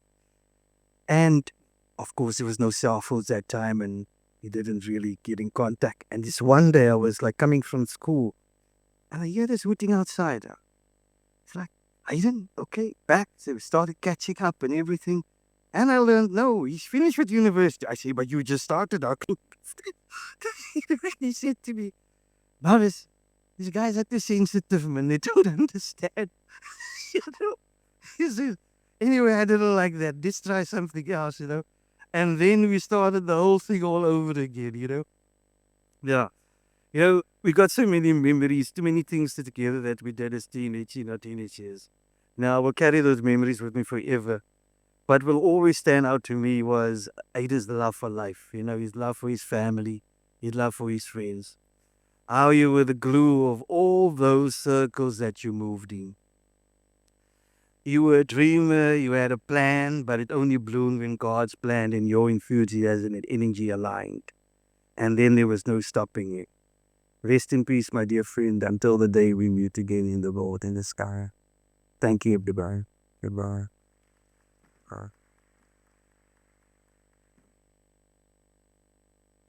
Morning, everyone. So, just to clarify, this group of friends is a WhatsApp group. But it's really a group of friends that stood the test of time.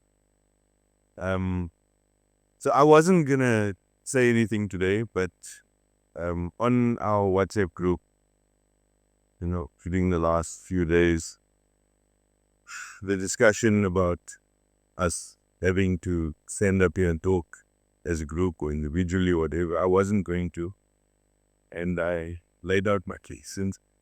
And then my good friend Nugi scolded me. And on reflection, I then decided, no, it will only be right for me to say something.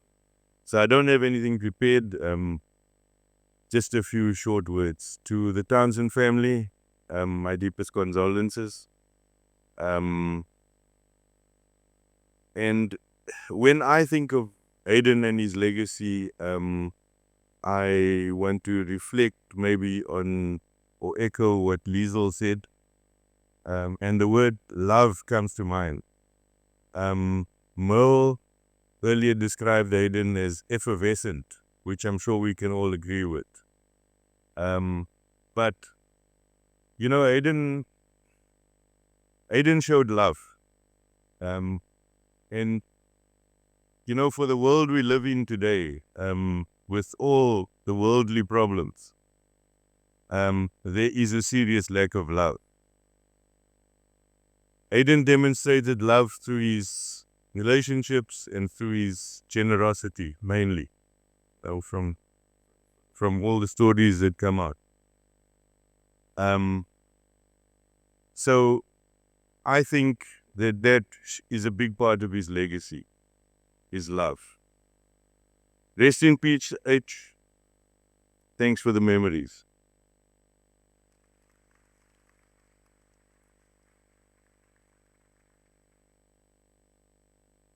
Thank you very much, guys. We don't look that naughty now, eh? Do we just want to take 15 seconds just to stand up and stretch? I know some folk are sitting. If you're comfortable sitting, that's fine. If you want to stand up and just stretch.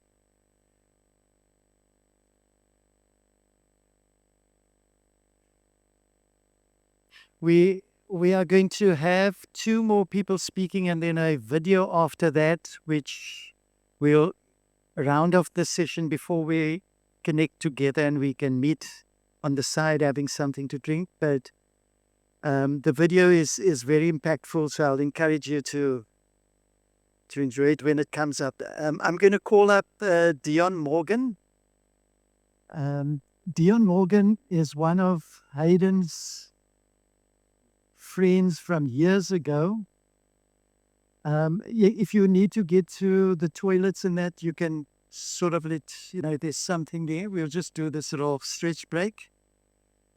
But while we're out there, Dion Morgan is one of Haydn's close friends, played hockey with him all the years, has the experience of going from juniors to playing seniors, and even onto the South African Hockey Executive.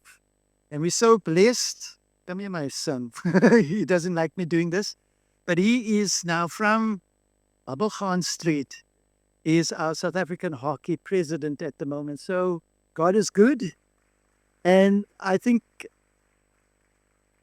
who better to explain Haydn's hockey journey?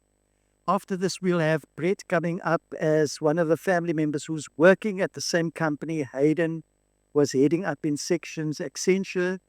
And he's been experiencing Haydn's career life as such, and he'll share that. After that, we'll have the video that Jesse's put together for us, and then we'll carry it a bit together. I think we're going to get going while the folk are in this. Thanks, Rory. Morning, everyone. So growing up, I remember an advert that Avis car rental floated. And it was this gentleman that rented a car, walk out there smiling, very happy, had a brilliant day. From meeting to meeting, everything just went well. And as he was driving back to the airport to take the car back, he reflected on his day and he thought, why was it such a wonderful day? And he remembered how he was treated the morning by the agent that helped him at the Avis car rental place. And that started his day and it made his day different. It was significant in him. So when he drove back, he thought, hey, I must really recognize this person. And he stopped, okay, and those days you had to take the key in. So he stopped at a florist, got flowers, and then got to where you have to hand the key back in. And there was a row of people standing with flowers with the same experience. And for me, the story, the bottom line of the story is whether you rented an entry-level car or the top-of-the-range car, they treated you the same. There was no difference. And for me, that's Haydn Townsend. Whether he got you on the corner when they're also having a beer, he'll come in, he'll stand with you, he'll talk to you as if you are the most important person there. And whether he meets you in a boardroom, it's exactly the same experience. But I'm here to talk about sport, not anything else. So let me reflect on Haydn on the sporting field. So the first image there, you can see Haydn started achieving in the sporting space from a very young age. That's the EP junior team from before I even started or knew there was a sport called hockey. And Haydn played in that team and obviously forged relationships with most of those people up until today. And a few of the guys are here wearing specs now to see what's on the screen cut. But the guys are there and there's still a relationship right up until today. I think the important thing for me is Haydn was always, and I think Lauren articulated it, He was always authentic. And I think that's one of the big takeouts for me, is how authentic he was, no matter where you found him or what experience you had with him. He was authentically Haydn. If we go to the next slide, Mr. Townsend, thank you. This is Maple Leaf, hence me wearing a tie. I know Haydn wouldn't be happy with me wearing a tie, but I needed to wear the Maple Leaf. Craig, where's Craig? The Maple Leaf. And it's so significant because that's where I met the rest of the Townsend brothers. I'm saying the rest because I met Craig at primary school. Craig was my teacher. So I met Craig and his cane at primary school. We had some really good moments there. But Maple Leaf was a shift in my life. It became a community. I remember playing games on a Sunday, and you think after your game you must go home, and then it's no. Moira's cooking a pot of whatever, and everyone's there, and we're eating, and we're creating a family environment. And that stuck with me in terms of the role hockey and Maple Leaf specifically played in my life and in the lives of so many of us that's here.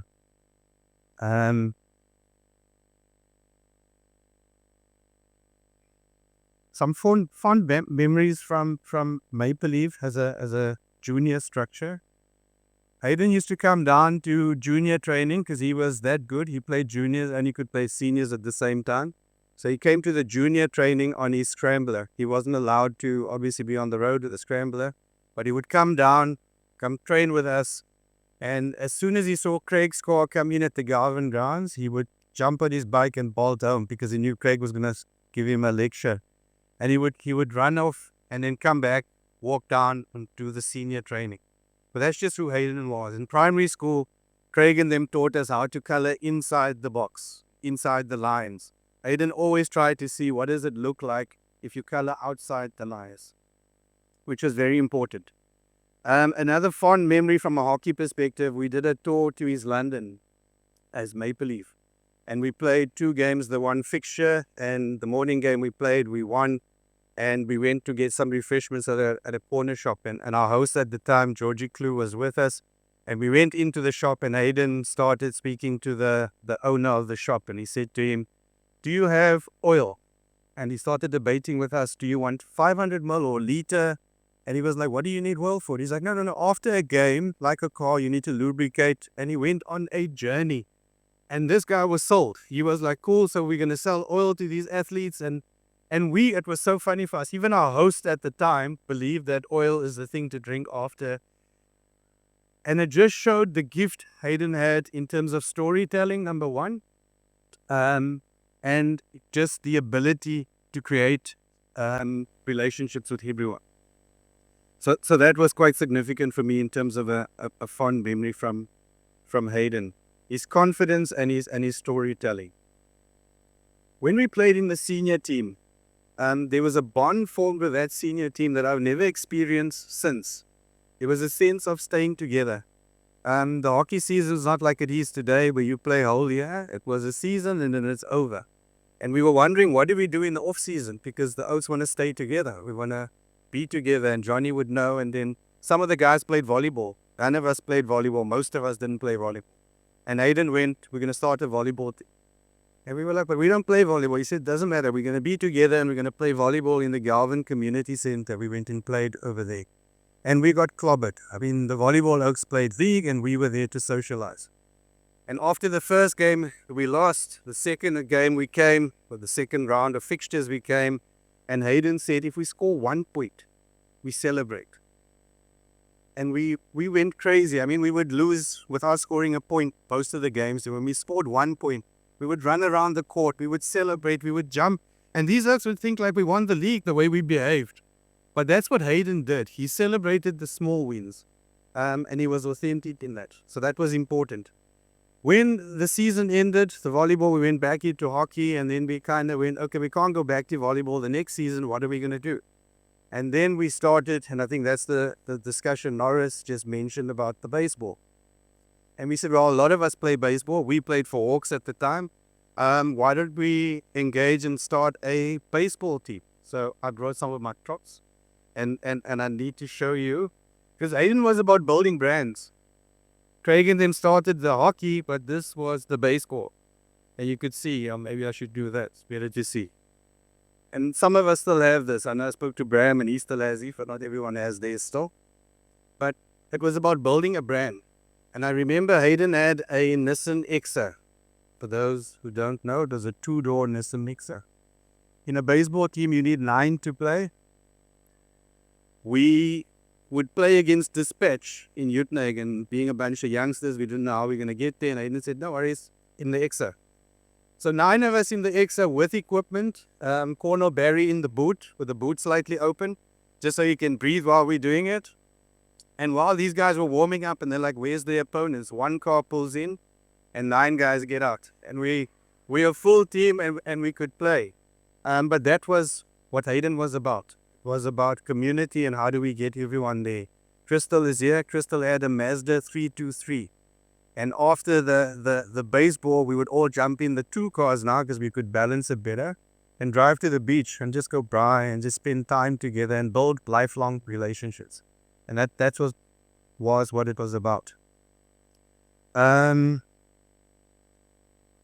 last club Haydn played for in PE was Alpha Maple Leaf. So the 2 clubs merged. Alpha was a very strong club. Maple Leaf was a strong club.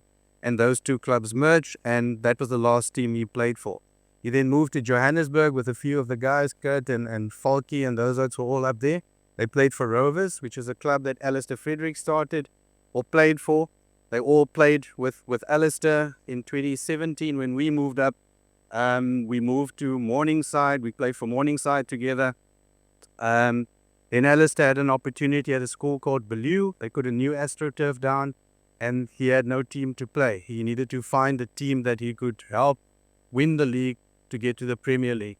He called on a few of the guys, Haydn being one of those. It's like, cool, we're going. We left MCC, went in, and we played with Alistair building that club. Literally winning league after league after league until they had a Premier status, and then we understood we're not that young anymore and let the youngsters go through and play there. But building the club was a big thing. And then we went back to MCC after that club was established. And why am I sharing that? Because Haydn loved supporting vision. Alistair had a vision of how do I grow the sport. He had an opportunity and he rallied guys around to make sure we supported that vision. And obviously starting new adventures in that space. The next picture, Mr. Townsend. This is a picture of the SA Under-23 team just after unification. Right, so we had Sekos and we had the others, and now we all combined. And this is one of the first teams, and once again the Geswin, if the ladies' picture came up, they would be in that picture. And we went to Namibia. And even though Haydn represented various provincial teams and international structures in his senior, the reason I'm putting this picture up is because it was an uncertain phase in sport. It was an amalgamation of 2 structures. There was uncertainty. It was all about we need to prove ourselves. And this team went to Namibia. Why am I showing it? Because when we flew from PE to Cape Town before we all bussed to Namibia to go compete against them in this Under-23 event, we got onto the plane. As per usual, they say, everyone sit, buckle up, do all those things. And Haydn went, unbuckle, got up, cabin crew lady stood there. He said, please come have a seat. He put her in his seat, buckled her in, and he did the full demonstration of how to buckle up and do this and do that. Wendell, you would know, you were our damager at the time. And he created that environment of comfort where we all went, okay, this is not so bad. Because Haydn took over the whole event. Everyone listened, the whole plane was laughing afterwards and wanted to know, who are you guys? And then he advertised, SA Under-23, we're going to go beat Namibia, etc., etc., etc. But he brought comfort in that time of uncertainty, where you doubt yourself and you're not sure what's next. So Haydn loved creating. In the sports space, in the workspace, he loved creating. He loved shifting paradigms. You know, the way you perceive things, how do I bring about a shift? And building relationships. That was very important to Haydn. And in doing that, 2007, we moved up to Johannesburg. 2008 is a KC March Easter tournament, and we were faced with a conundrum. We're no longer part of Galvin. It was established then, so we can't play with them because their teammates will not be happy if we come and play with them. And then with the new, they had their premier team coming and we couldn't play, but we wanted to be there. So what do? We create a new team called Hornets. You put that out. So that's the tournament that we hosted here, or we competed in Port Elizabeth. But from 2007 in that journey, we literally went from a concept of, we need to go play in the Easter tournament. How do we go about? We established a brand. Ryan worked endlessly to put that logo with the bee and stuff together. And we formed a club. And that club, over 10 years, Brett, you will know, over 10 years, and Kurt and quite a few guys played. And over the 10 years, different people entered our lives, playing with us for a tournament and built relationships from there forever, which was really, really good. And Brett reminded me when we were at the last memorial service, Haydn referred to it as drinkers with a hockey problem. That's why we formed the club, because there was a lot of drinkers that had a hockey problem that we needed to facilitate and start the club. So last team Haydn played for in Johannesburg was Johannesburg South. Him and Brett went to go play for them before he stopped playing hockey totally. And it's a team that Mikey started, and once again growing something new. Haydn was also a very good squash player, I believe not as good as Gary. Because I know Rory was a good player. I tried to play with him and then I walked off the court. But apparently Gary was the guru. But Haydn was also a very good squash player. And an Arsenal supporter. Yeah, we all have our faults, but he was an Arsenal supporter. I also know that Haydn would have been a very good paddle player, but Haydn didn't see paddle as a sport. He was in Joburg 2 months ago. We had lunch together and we were debating paddle, and he said it's not a sport. Until I told him that Kurt plays and I play every now and again. He said, oh, actually, then it is a sport. But he never took it up. So therefore, I believe if he did take it up, he would have been a really good paddle player as well. Yeah.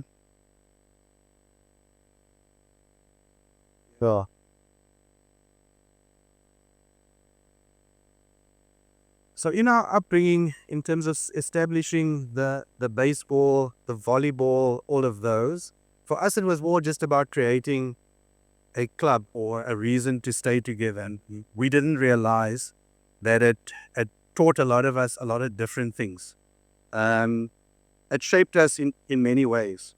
How to cast and execute vision. It taught us that as youngsters. How to break boundaries and not accept the status quo. And how to administer. We played in Maple Leaf and everything was going hunky-dory. We showed up, we played, and that was it. Until we started the baseball, we understood that there's a chairman and you need to administer and there's meetings to be held and all of those. So it developed and grew us in a lot of other areas unknowingly. And then Haydn brought his corporate brilliance into the hockey space. I remember Alistair Fredericks was just elected as the president of Southern Gauteng Hockey. And between Ali and myself, we were bidding to say, hang on, Haydn must come serve on the SAR board. And Ali was, no, he must serve on the Southern Gauteng board. And in true Haydn's fashion, he served on both because he was a giver. He was someone that always wanted to serve the game that he was passionate about. So he served on both boards. From a South African hockey perspective, I don't think we were ready for Haydn with his vision and how you articulate that vision. And now, a few years later, we see the fruits of the foundation he laid at that time. And we're now going to build on that going forward. We can go to the next slide. So this is just a slide after one of our games of the Hornets, just mingling and socializing and stuff. And before I touch on that, I want to say I had the opportunity to live with Haydn for a stint. So Rory and Liesel Townsend became our parents. That's why he said, come here, my son. We stayed, both of us, in their house for a period of time. And they played a pivotal role in terms of who we became as men, both of us. So if life was a puzzle, they helped shape the framework. You know, so I'm not a puzzle builder, but my daughters are. And they taught me that if you want to build a puzzle, you must first do the outline, the framework, and then you can mess and play and whatever, fix everything else. And they played a pivotal role in creating that framework for both Haydn and I in that season. And it was about, what does adulthood look like? Those were the discussions we would have. And that's the image they would portray. Having a family, what does that look like? And how much you present yourself and how much you represent. How much you show up in different situations in life was critical. And over those times, Haydn and I had quite a few conversations. And Haydn shifted my self-set limitations in a lot of areas. Where I created limitations and Haydn would break those limitations just with his vision for life. I've never encountered someone that could visualize things that is not there. Rory spoke about his friend that died at 33 years, that concept. He could see the future that we couldn't see. So he helped me undo a lot of my limitations in life. I then understood what a brilliant guy Haydn was, not just in terms of brain, but in terms of his whole aura, in terms of who he is. And I also understood how loyal he is to his family and friends.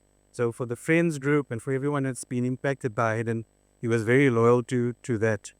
Like I said, Haydn was a giver. He always gave of his love. He always gave of his time. And he always gave of his resources, no matter what it was. There was a need, Haydn was there to fulfill. And he was a big motivator, big supporter. You come with an idea and he's there to support you. So that was good. Miles Monroe speaks about the graveyard being the richest place on earth. And he talks about why it's the richest place on earth, because so many ideas died with that individual. So many songs were not written or sung because that person died before they executed. Cannot say that about Haydn. Cannot say that. He executed every concept, idea that came to him, he executed, and he went full gusto in terms of delivering.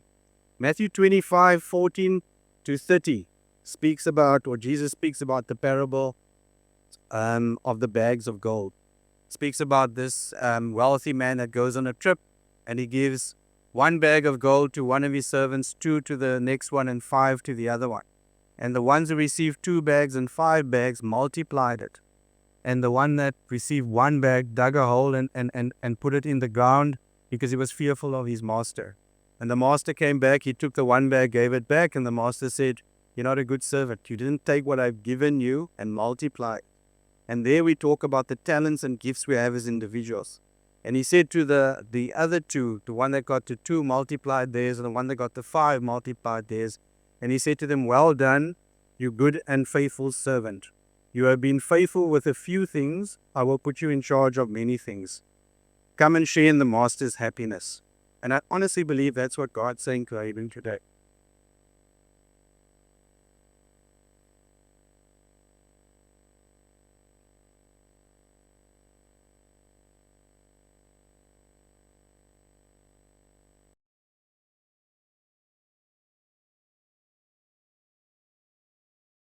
To Joe and the girls, I want to say Haydn built a community. He completed his puzzle. He fulfilled his purpose. And as part of the community, I want to say, we're here for you no matter what you need, when you need it. And we love you. Thank you, everyone.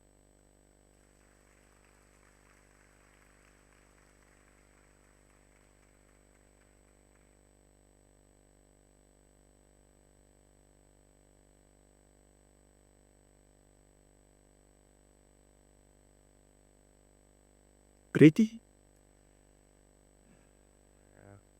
It's a bit difficult to report now. Brett has been such a phenomenal help during setting up of all of these things. Love you, boy.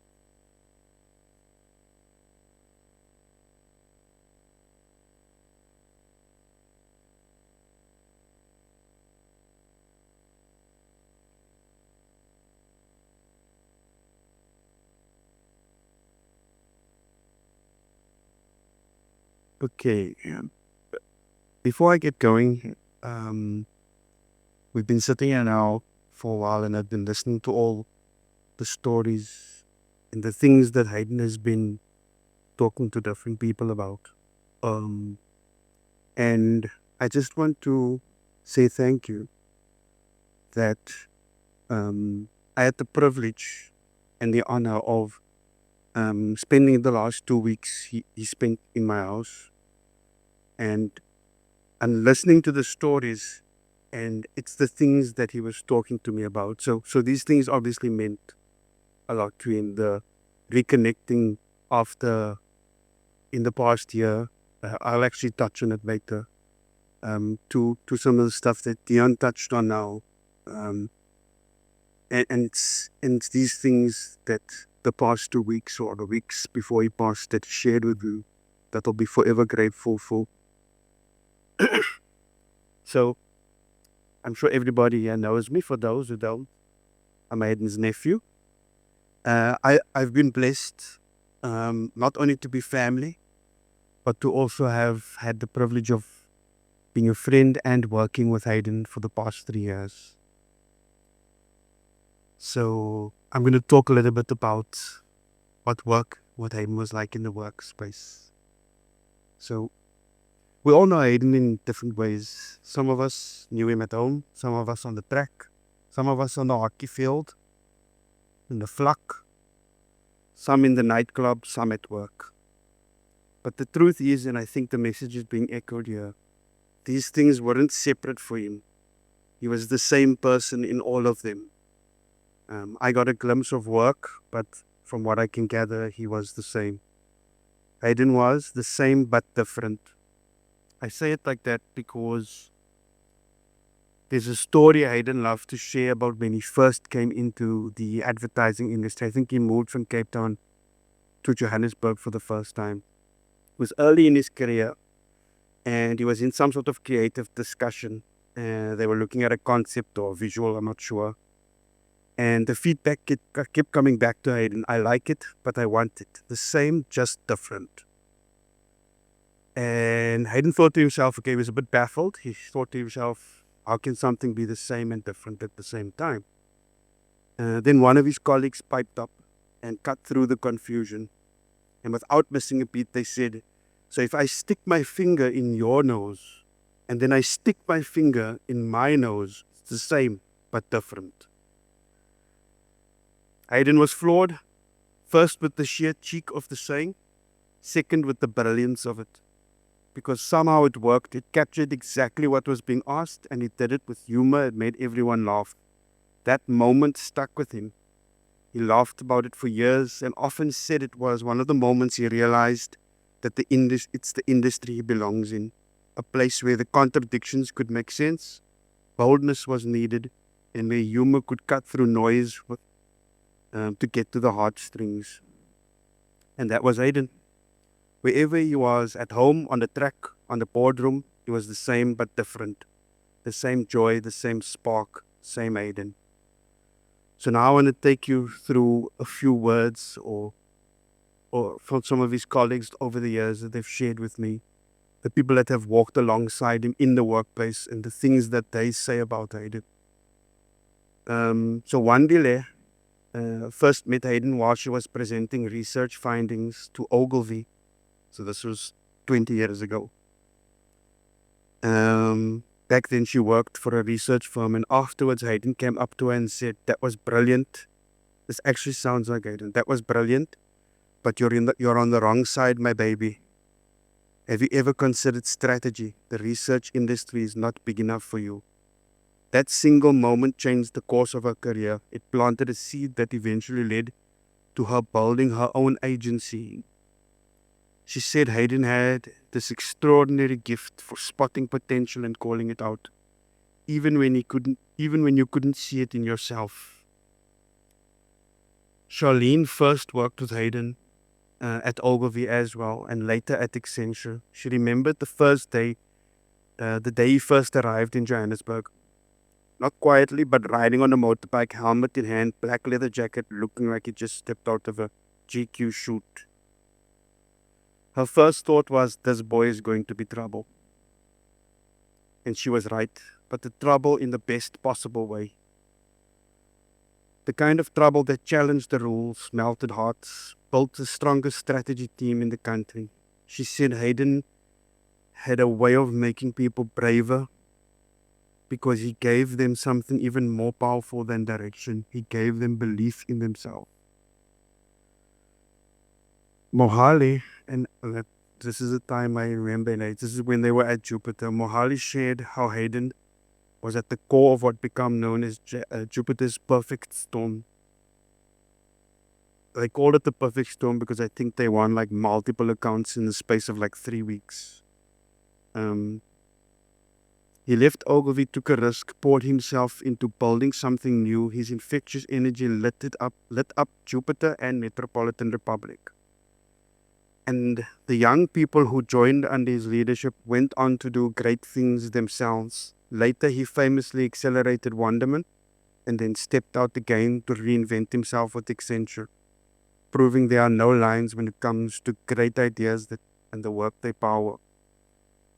Again and again, his stories echo the same truth. Haydn wasn't just about work, he was about people. He spotted potential, he built teams, he challenged limits, and he made the journey lighter with humor, music, and unforgettable stories. We might see it as unfinished. We wanted more of his time, more stories, more of Haydn. But God doesn't see it that way. Purpose isn't measured in years or in how much we manage to achieve. Purpose is deeper than that. Jesus gave us the format for what life is really about. He taught us that what we are meant to live is love. Live in his love. Love for God, love for other people, and love for ourselves. That's the foundation of our purpose. It's connection. Paul helps us to see that the purpose plays out, how the purpose plays out in real life. Talks about how we each have different roles. Some of us plant, some of us water, but none of us are called to do it all. Each person contributes in their own way, and together something greater comes alive. We are also given gifts. The gifts. Some people lift others with courage, some bring teaching, some bring encouragement, some bring laughter. Our gifts are how we fulfill our role, and we play our part in the bigger picture. That's exactly what Haydn did. He planted. He planted ideas, he planted courage, he planted connection. The seeds now that others need to carry and nurture and grow.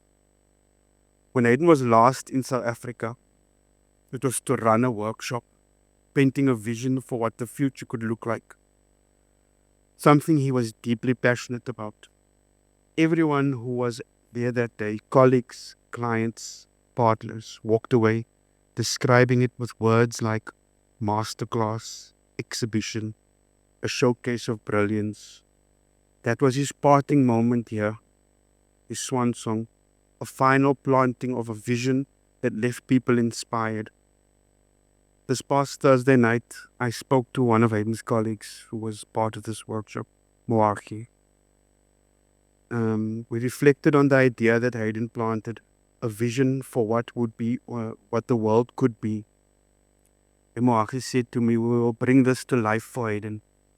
We won't leave it as just an idea, we'll make it real. We may still feel the loss is unfinished, the pain lingers, but I believe that God called his name because his purpose was complete. And when God calls your name, you have to answer. So we can take a little bit of comfort in knowing that what he was meant to do, he did, even if it means his time here with us has come to an end. This is to the connection thing. A few months ago, Haydn started having this conversation with me about energy. And I'm sure he's had it, but few of you. And it really stuck with me. He said there's something special about about people who share the same energy. And he wasn't talking about hype or enthusiasm. He met the rhythms of life. So experiencing life together. And I think we've heard all of that. And that's what it was like for me. Haydn was more than family. He was a friend. Often I'd come across something and share it with him randomly, and we'd just chuckle. We understood each other. We used the same words to describe things, and we could have a whole conversation with just a few words. My wife actually joked once that Haydn and I can't be on the same 30 seconds team. Because there was one day we were playing, it was actually at Kurt's house. And I pulled my card up and I looked at the card and I said, that goose that ducks all the time. And Haydn, without missing a beat, said, Sleeping Beauty.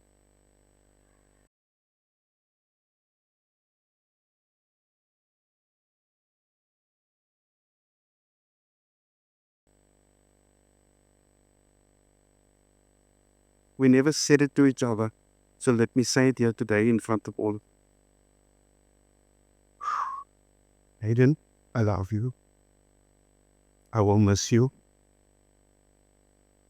Your energy will leave a massive gap in my life that will never be full.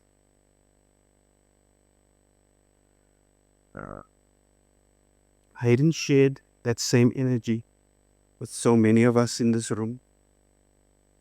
All I can say is a lot of energy left the world on that day, and its void we will feel its void for years to come.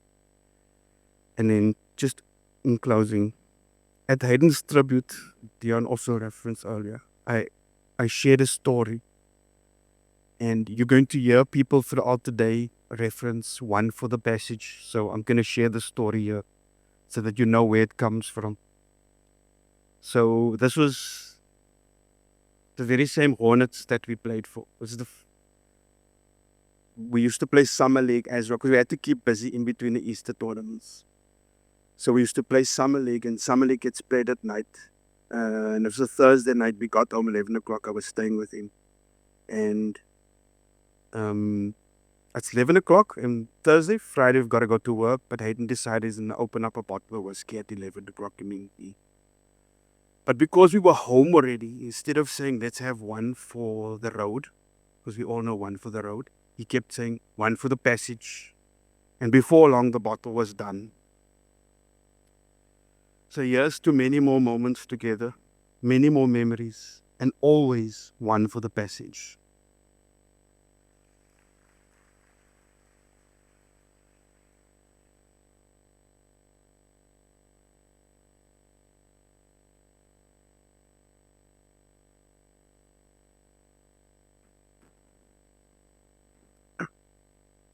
Thank you, Brett.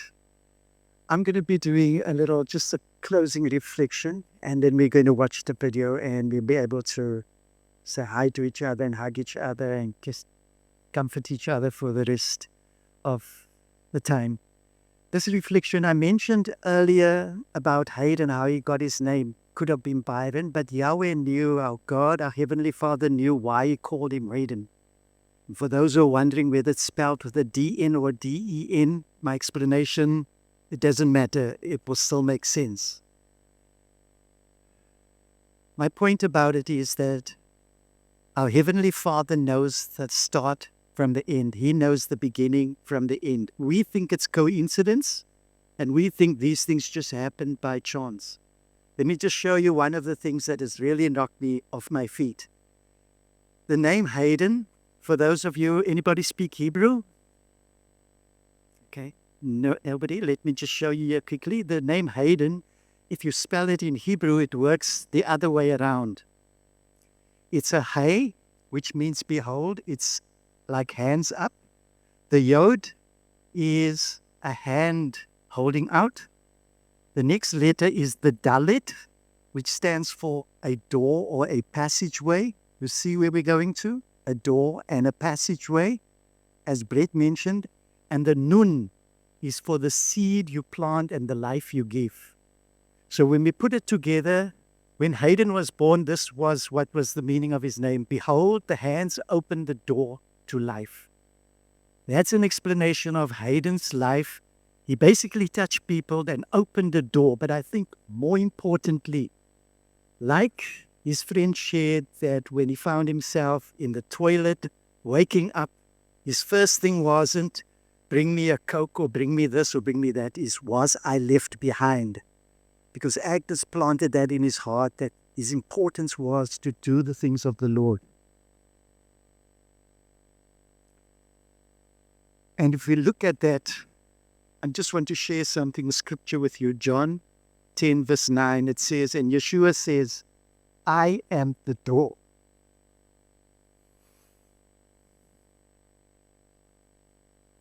Whoever enters through me will be saved. Now, although my mom cannot be here because of a dementia, I know that's what makes her heart happy. That Haydn's name basically meant taking people through the passage and the main door that he was leading them to with his life. See, because I spoke to Haydn in April when he was here. I spoke with him and he said, you guys are far behind. I said, what do you mean? He said, I'm waiting for you. You guys are busy with church and all these fancy things in church and all the doctrines. He says, I'm waiting for you. And there I understand what the Lord means by living a life. And when he said that, I knew he sorted. I'm not going to say anything further here, except to put there that probably is better, one for the passage. When you live your life forward, take something that Haydn's impacted you with. Whether it is to love somebody, do it once more. If it's to give to somebody, do it once more. If it's to forgive somebody, do it once more. One for the passage, leading them to the one that stands and who is the door in life. Let us spend some time looking. Thank you, Jesse, for doing this video that we're going to watch now. It's got a section in front with most of the family and it goes silent, and after that it's with him and Joe. And to Joe, I want to say really, we love you and we love you, Salia and Gabby, and we'll always be here for you. Okay? So let's just watch this. And after we're done here, you can take a moment to reflect. We'll be done and we can go over and spend some time together. So let's just watch this together.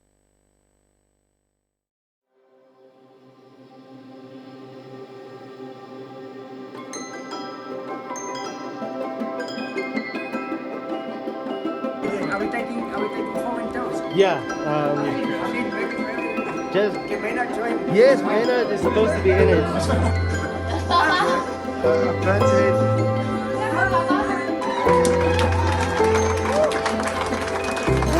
Haydn Townsend. Haydn Townsend. My name is Haydn Townsend. I'm the Group CEO of Wonderman, now Wonderman Thompson. I guess more to follow on that front soon. Haydn Townsend from Accenture Interactive. You are like a generator during load shedding. I always get a lot of energy from you. Thank you so much for joining us. Awesome. Thank you very much, David. Thank you. I suppose let me just do the quick PR announcement that's sitting in my inbox. So up until a month and a half ago, I was still the lead of Accenture Song in Africa.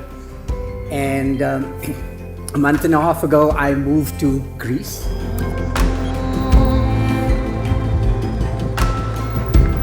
Fred says sauce.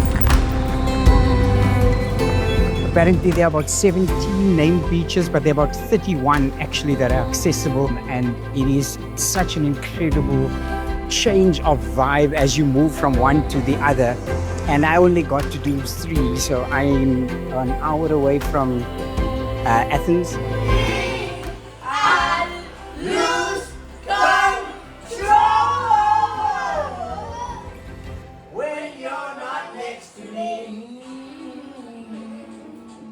Yeah, you're breaking my heart, baby. You make a mess of me. Yeah. I think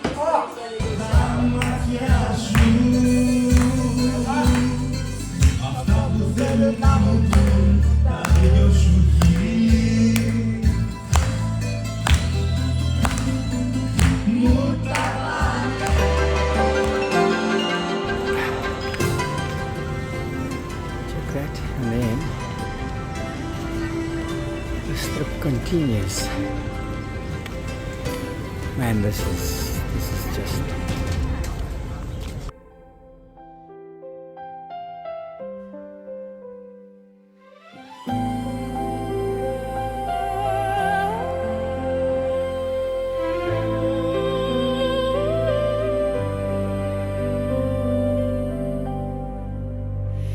In the quiet night, your melody plays.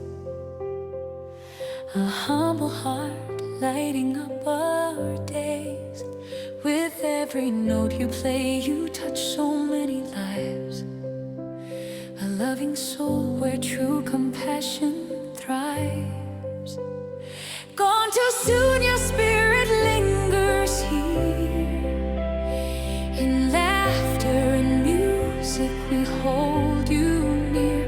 With every song we sing, your memory will shine. In the hearts you've touched, your love intertwined. Through struggles and joy, you were always there. A guiding light, a friend beyond compare. Though trials were many, you still stood tall. You gave us hope, you gave your all. Time can't erase the songs that you left. In every note we find your breath. Silent whispers echo loud and clear. In love and melody, you're always here. Gone too soon, your spirit lingers here. In laughter and music we hold you near. With every song we sing, your memory will shine. In the hearts you've touched, your love intertwines. Rest now, Haydn, your journey's just begun. In life's grand symphony, your melody lives on.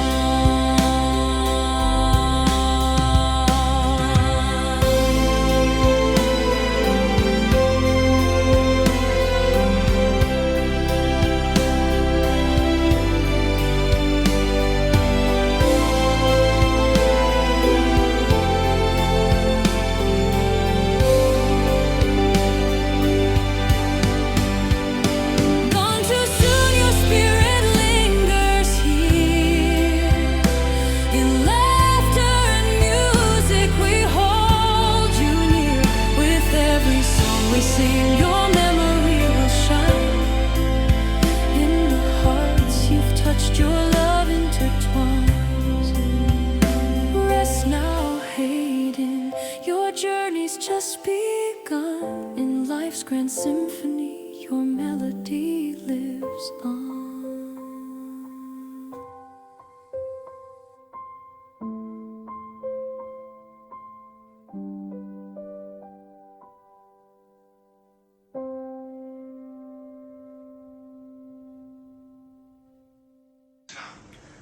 This is a private video.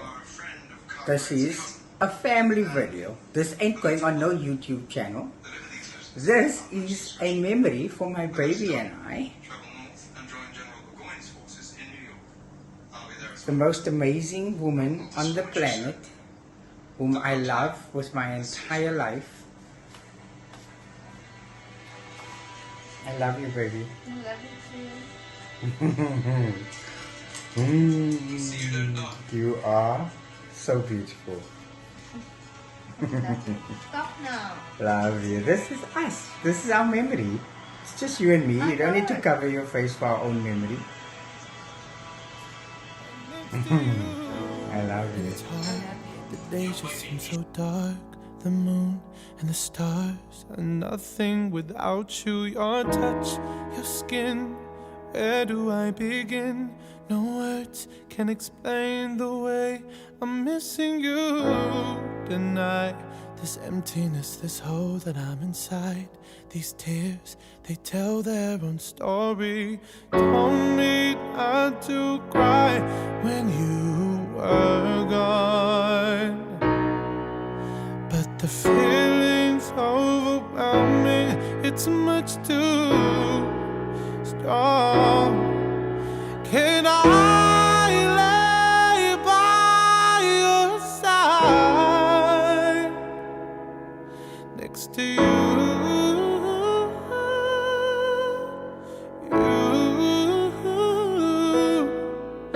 And make sure you're alright.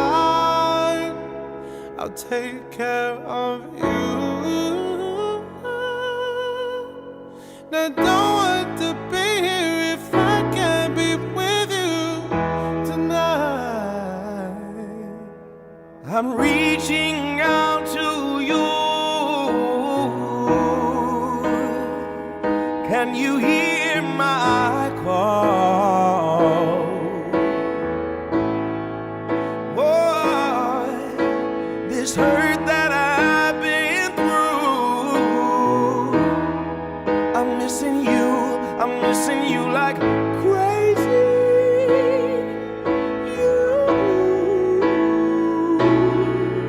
Can I lay by your side next to you,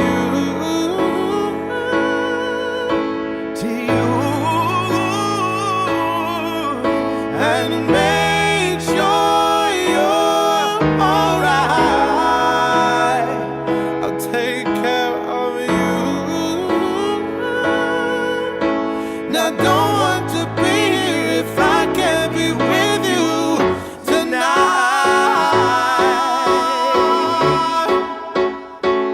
Oh, lay me down tonight. Lay me by your side. Well, lay me down tonight. Lay me by your side. Can I lay by your side next to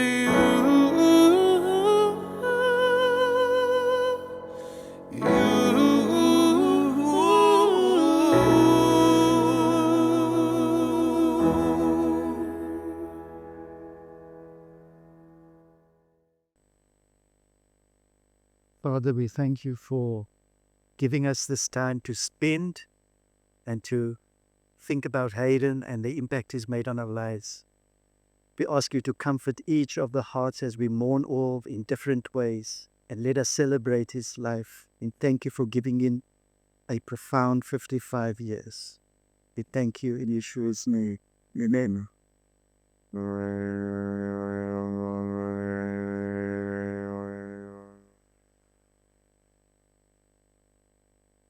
Thank you, folk. We can make our way to the side and have some coffee and stuff there. Thank you very much for sharing this moment with us all.